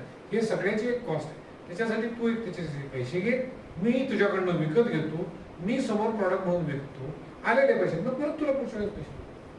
हा व्यवसाय या अर्थाने बार्टरच आहे असं समजून आमच्या आजोबांनी कदाचित त्यावेळेस हा व्यवसाय सुरू केला. त्यावेळेस त्यांनी आईस ब्रेकिंग डिसिजन घेऊन, कदाचित पहिला भारतीय असेल की ज्यांनी दुधाचा धंदा सुरू केला. त्याच्या आधी ज्या दुधाच्या कंपन्या मुंबईमध्ये, गोव्यामध्ये एकत्रित होते, त्या सगळ्या ब्रिटिशांनी किंवा फॉरेनर्सनी चालू केलेल्या बेकरी बरोबर दुधाच्या केलेल्या डेअऱ्या होत्या. भारतीय एकही डेअरीवाला नव्हता. तर त्यावेळेस डेअरीचा व्यवसाय सुरू केला. त्याच आजोबाने आम्हाला सांगितलं होतं की हॉटेल विकत घ्यायचं, हॉटेलचा व्यवसाय दुसऱ्यांची भांडी घालायची. त्याच आजोबाने आम्हाला असंही सांगितलं की ताक विकायचं नाही. ताक हे तुम्ही लोणी काढून त्याच्यावर पैसे कमवलेले असतात, ताक ही शिल्लक राहिलेली वस्तू विकायचं नाही. गेले 5 वर्षापूर्वीपर्यंत आम्ही ताक एवढी डिमांड असून तयार केली, विकलं का? तर तो एक प्रिटेक्स्ट की आमच्या आजोबांनी सांगितलं विकायचं. त्याच आजोबांनी एक कुठला तरी बेंचमार्क मोडून ओव्हरबोर्ड जाऊन दुधाला व्यावसायिकरण करून दिलंच होतं ना. ताक ही तीच वस्तू होती की प्रत्येकाच्या घरात आता ताक होत नाही, पोचायला पाहिजे लोकांपर्यंत, आणि आपण त्याच गल्लीतल्या 4 लोकांना फक्त ताक देत नाही, रिजनेबल किमतीत ठेवू, असं म्हणून आम्ही ते सुरू केलं. त्यामुळे आईस ब्रेकिंग आपल्याकडे व्हायला पाहिजे. हे जोपर्यंत होत नाही ना, तोपर्यंत ह्या जनरेशन पुढे जाणार. आपण एकाच माइंडसेट मध्ये अडकून बसतो. Whether it is a mindset of how to do business, what to do in a business, where to do in a business, सगळे वाय अनालिसिस लावा. ते काय 5W आणि H सगळे लावा. सगळ्या कंडिशन्स आपण कशासाठी वापरतो? आपल्याला रिस्ट्रिक्ट करण्यासाठी, आपल्याला ग्रो करण्यासाठी वापरत नाही. बरोबर ते रिव्हर्स करा.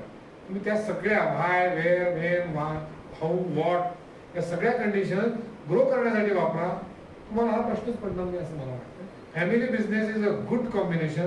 जिथपर्यंत तुमच्याकडे फॅमिलीचा सपोर्ट आहे तोपर्यंत मॅक्झिमम फॅमिलीचा सपोर्ट घ्या.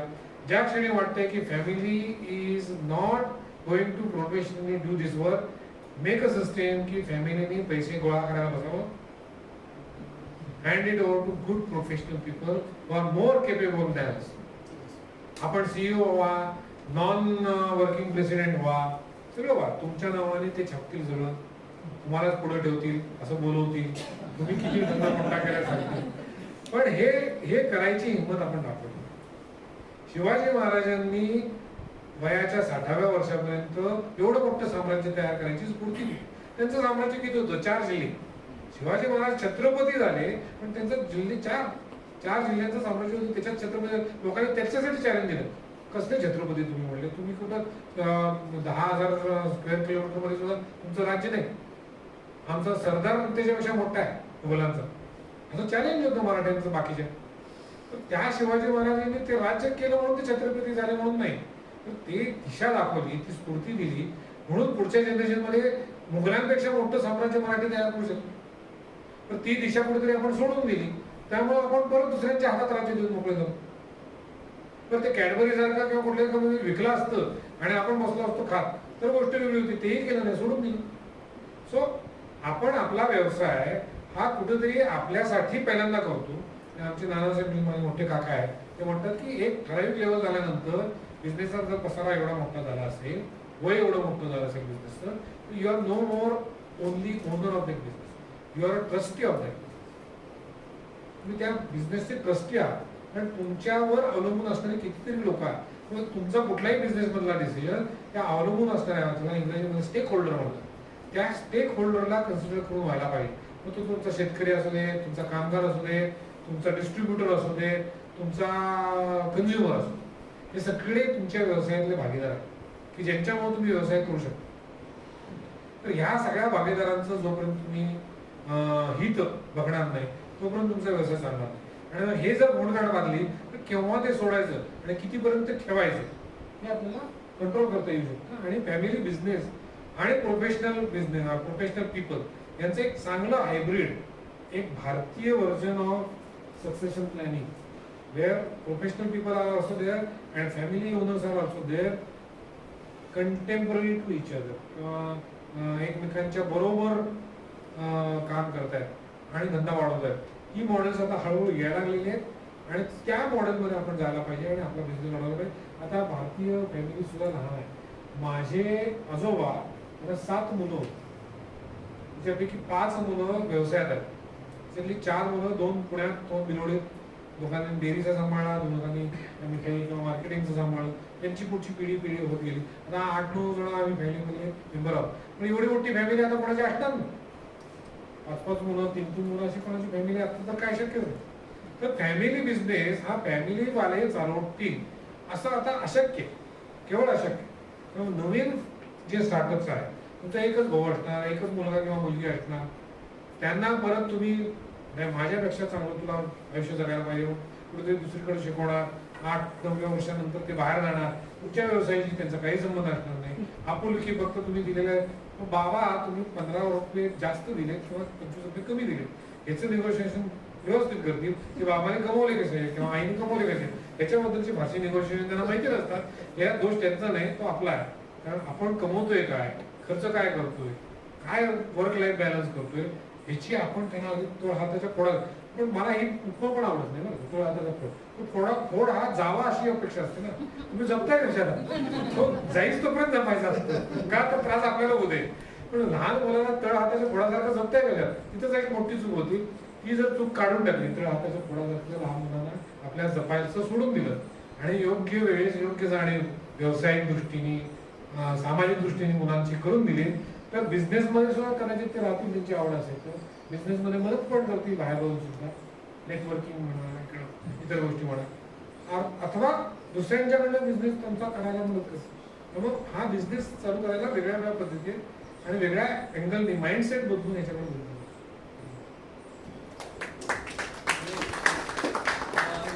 महिलांकडनं 1-2 प्रश्न घेऊ आणि एक लक्षण आहे. बोल तू बोल.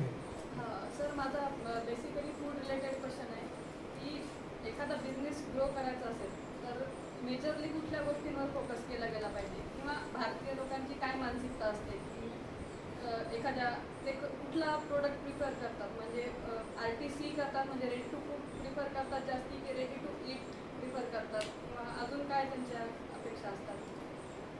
तुमचा अनुभव कसा आहे? नाही, हा फार जेनरिक प्रश्न आहे, पण याचं उत्तर दर्याने खसखस. खरं सांगायचं, आपल्याकडे एवढ्या प्रमाणामध्ये लोकसंख्या आहे, एवढ्या प्रमाणामध्ये लोक आहेत, एवढ्या प्रमाणात लाईफस्टाईल आहे. आता मला जर माझ्या घरात बसून मी विचार केला की लोक काय खात असतील, तर मी माझी निम्मी प्रॉडक्ट बंद करेन.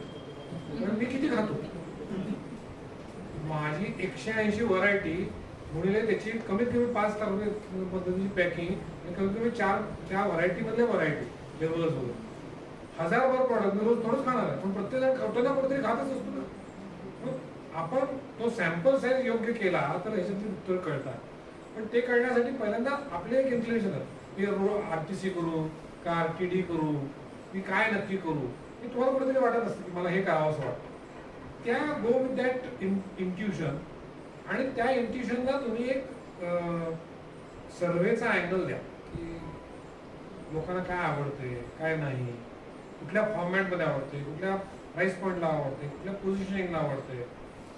आणि हे केल्यामुळे काय होतं की तुम्ही कुठल्या लोकांपर्यंत पोहोचताय हे तुम्हाला कळतं. मुळात सॅम्पल सर्वे करताना ते ब्लाइंडली घेऊ नका, कारण ती कुणी उत्तरं दिली हे तेवढंच महत्वाचं.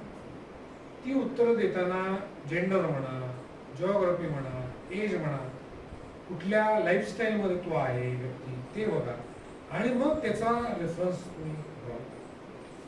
एखाद्याला सोया मिल्क आवडतं, तो कधी म्हणणार नाही की तुमचं दूध चांगलं, तो म्हणणार टोफू खा, कालेला म्हणला पनीर खा, कोण तर म्हटलं चीजपेक्षा पनीर चांगलं आहे, भारतीय आहे, असं काही नाही. हे एवढं व्हेरिड आहे आणि एवढं कन्फ्युजिंग. जो डाएट करतो काय तो ह्याचा व्हीटचा ब्रेड खातो आणि नंतर जाऊन एवढा भला मोठा आईस्क्रीम खातो. काय त्या व्हीटचं ब्रेड खाण्याचा स्टार्च म्हणजे कार्बोहायड्रेट घालले आणि आईस्क्रीम मध्ये काय साखरच घालली तर त्याच्यापेक्षा वाईट कसं आहे माहिती काय हे इट्स डायसी. त्याच्यापेक्षा तुम्ही तुमचा जो फोकस आहे त्याच्यापासून सर्वे करा. केलेल्या सर्वेमध्ये कुणी तुम्हाला उत्तर दिले ह्याचाही अभ्यास करा. जनरल सर्वे काय आहे आपल्याला विशफुल थिंकिंग असतं. हा माझ्याप्रमाणे सर्वे आला मग मी तसं प्रॉडक्ट करा. मला सर्वे प्रमाणे केले मी माझं काय मनाचं नाही असं करू नका. तुम्ही कुणाच्याकडनं सर्वे करू नका. त्यांची मानसिकता काय आहे त्यांची लाईफस्टाईल काय आहे याच्यावरून तुम्ही ते जज करा आणि मग सर्टन कन्क्लुजन हे 50-50 पण असू शकतं असा विचार. फेल पण जाऊ शकतो सक्सेस पण होऊ शकतो. असं फार जेनरिक आहे. कुठलेही प्रॉडक्ट करा विकलं जाईल हे मात्र मी नक्की सांगतो. तुम्ही अगदी डाएटचं प्रॉडक्ट करा तेवढंच चांगलं विकलं जाईल की अगदी फुल मलाई मार्केट केलं तेवढंही चांगलं. काहीही प्रॉब्लेम नाही. Right people at right price at right position and right place for piece of market विषय संपला.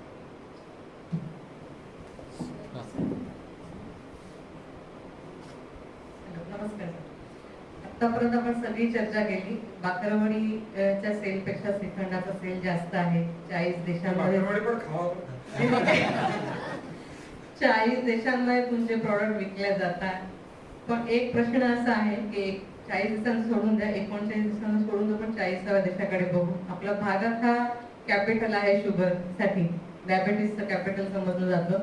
तुम्ही श्रीखंडामध्ये शुगर फ्री श्रीखंडाचा काही तुमचा प्लॅन आहे का? कारण श्रीखंडाची किती ती सध्याची रिक्वायरमेंट असू शकते असं मला वाटतं आहे. त्याच्यावर काम चालू आहे पण अनफॉर्च्युनेटली श्रीखंड म्हणून नॉमिनेटेड फूड सेफ्टीच्या स्टँडर्ड मधलं प्रॉडक्ट आहे की ज्याच्यामध्ये इतकी साखर पाहिजे इतकी फॅट पाहिजे असा नियम की ज्याला आम्ही चॅलेंज केलं. म्हणलं तिखट मिठाचं श्रीखंड एखादं पाहिजे करू नये का आमच्या 400 वर्षापूर्वी 1000 वर्षापूर्वी ज्या रेसिपी केली त्याच्यानंतर कोणी रेसिपीज करायची नाही भारतीय पदार्थात काही होऊ शकतं ना.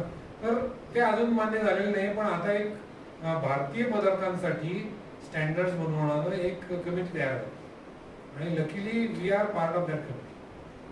आणि आम्ही काही प्रमाणात जेनरिक आणि काही प्रमाणात स्पेसिफिक अशी food standards for Indian food आणतोय. आणि मग ती जर रेकमेंडेशन्स आमची अथॉरिटीला मान्य झाली तर कदाचित असं श्रीखंड मिळण्याची शक्यता आहे बाकीच्या बऱ्याच प्रकारात. तोच प्रश्न हा आहे की ते एकदा तुम्ही रेसिपीशी सोडून फूड सेफ्टीशी कनेक्ट करून प्रॉडक्टची जर स्टँडर्ड्स ठरवली आणि ती इंटरनॅशनली ॲक्लमेटेड झाली तर मला वाटतं की इंडियन प्रॉडक्ट्सचं ॲक्सेप्टेबिलिटी त्याच्यातच तो येईल हळूहळू. अनफॉर्च्युनेटली आता नाही. आय थिंक गिरीशचे प्रश्न भरपूर असतील. गिरीशजींना पुढे न्यायची जबाबदारी माझ्यावर. जो गिरीश जी बात कर रहे थे तो मेरे को 2 अनुभव मेरे भी याद आए. I just try to wrap up the session. तो एक गिरीश जी मैं हमेशा जब किसानों से बात करता हूँ मी जेव्हा नेहमी शेतकऱ्यांबद्दल शेतकऱ्यांसोबत बोलतो तर मी एक गोष्ट त्यांना हमखास सांगतो की शेती जशी आजोबांनी केली तशी आज करायची असेल किंवा आज करता येईल तर you are not in the right place. So जशी त्यांनी केली तशी आज करू इच्छिता देर इज समथिंग रॉंग. जसं जनरेशन टू जनरेशन बिझनेसही कसं करायचं आहे तर त्याला जोडूनच मी एक उदाहरण देतो लोकांना की dinosaur and cockroach. This is my favourite example जे शेतकऱ्यांनाही कळतं की डायनोसॉर आणि झुरळ यु नो डायनोसॉर आपल्या आप बदल करू शकला नाही तर एक्सटिंक्ट झाला. You don't see dinosaur today. And cockroach, with every generation, with 4 chitless generation, you can see that. So that's a variation, right? So and adaptable. So changing with the time. जो तुम्ही जो एक प्रश्न विचारला होता over generations. So you know not only business but the way of doing business also has to change with the time and over the generation. And that's why you know you can see Chitra Group a successful group in the 4th generation also, so they deserve a big round of applause. और दूसरा आपने जो example दिया चितड़े का milk powder का, तो वो बड़ा common example है, you know, specially in Punjab, कि जब वॉशिंग मशीन्स आई थी और जब सर्वे हुआ कि सबसे ज्यादा washing machine you know Punjab में क्यों बिकती है, I don't know how many of you are right, तो उसमें उनको जो है वो छाछ और लस्सी जो बनानी होती है तो वो उसलिए यूज करते हैं। तो कौन से प्रोडक्ट का यूज कहाँ होगा यू नो वो सर्वे में ही पता चलता है। तो एंड इसीलिए हमारे जितने भी इन्क्युबिटीज आहे गिरीश जी, आम्ही त्यांना नेहमी म्हणतो की तुम्ही, माझा आणि प्रसाद सरांचा फेवरेट प्रश्न राहतो की तुम्ही किती लोकांना भेटून राहिला. So until and unless you don't have that survey, you don't know what is the pain point or what thing you are addressing. So I just thought I'll, you know, collaborate with what you said and take these two examples.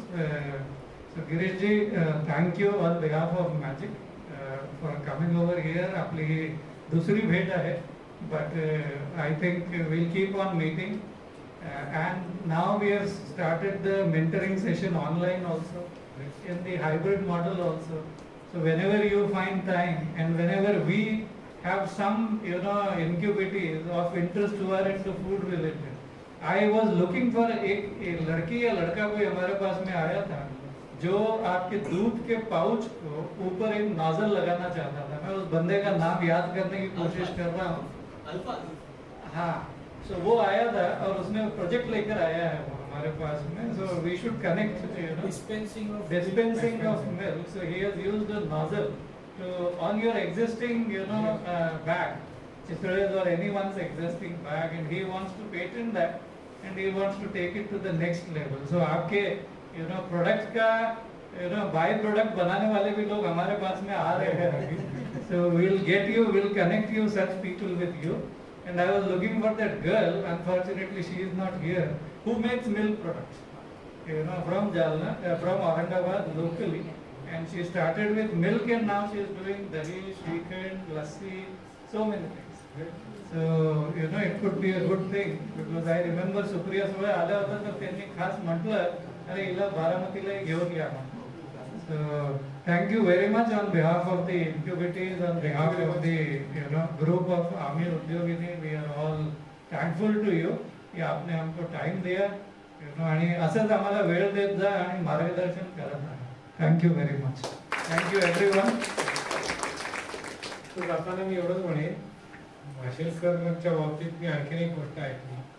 ते ऑस्ट्रेलियामध्ये जातात काही युनिव्हर्सिटीला, Melbourne university किंवा Sydney lectures द्यायला.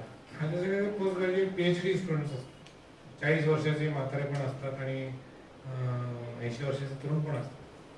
तर त्या लोकांना त्यांनी एक फार चांगला किस्सा दिला नाही, तो मी माझ्या बऱ्याचशा ट्रेनिंग प्रोग्राममध्ये वापरतो. की ते म्हणले की मी त्या क्लासरूम सेशन झाला की व्हाईस चान्सलरच्या रूममध्ये यूज तोपर्यंत एक कागद व्हाईस चान्सलर टेबलवर येतो. कशाचा?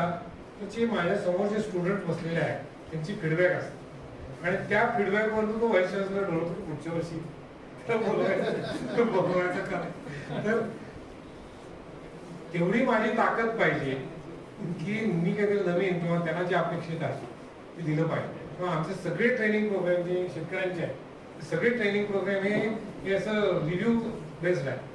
6 महिन्यानंतर जेव्हा आम्ही रिव्ह्यू घेतो शेतकऱ्यांकडे आणि तुम्हाला आम्ही खरोखरच नॉलेज दिलं का हे सांगतो. तर माझी पण एक रिक्वेस्ट आहे, पुढच्या वर्षी तुम्ही बोलवलंच मला तर नक्की असं समजेल की मी काहीतरी व्हॅल्यू ॲडिशन आपल्याकडे दिलेलं आहे. या ठिकाणी मला बोलवलं आणि इंटरॅक्शन करायची संधी दिली त्याबद्दल मॅजिकचं आणि CMIचं मी धन्यवाद. Thank you. गिरीश जी, हम लोग बुके नहीं देते हैं. We like you shared knowledge. We are also sharing knowledge. So this is a nice book for you, Raju ji, and all directors. You can hand it over.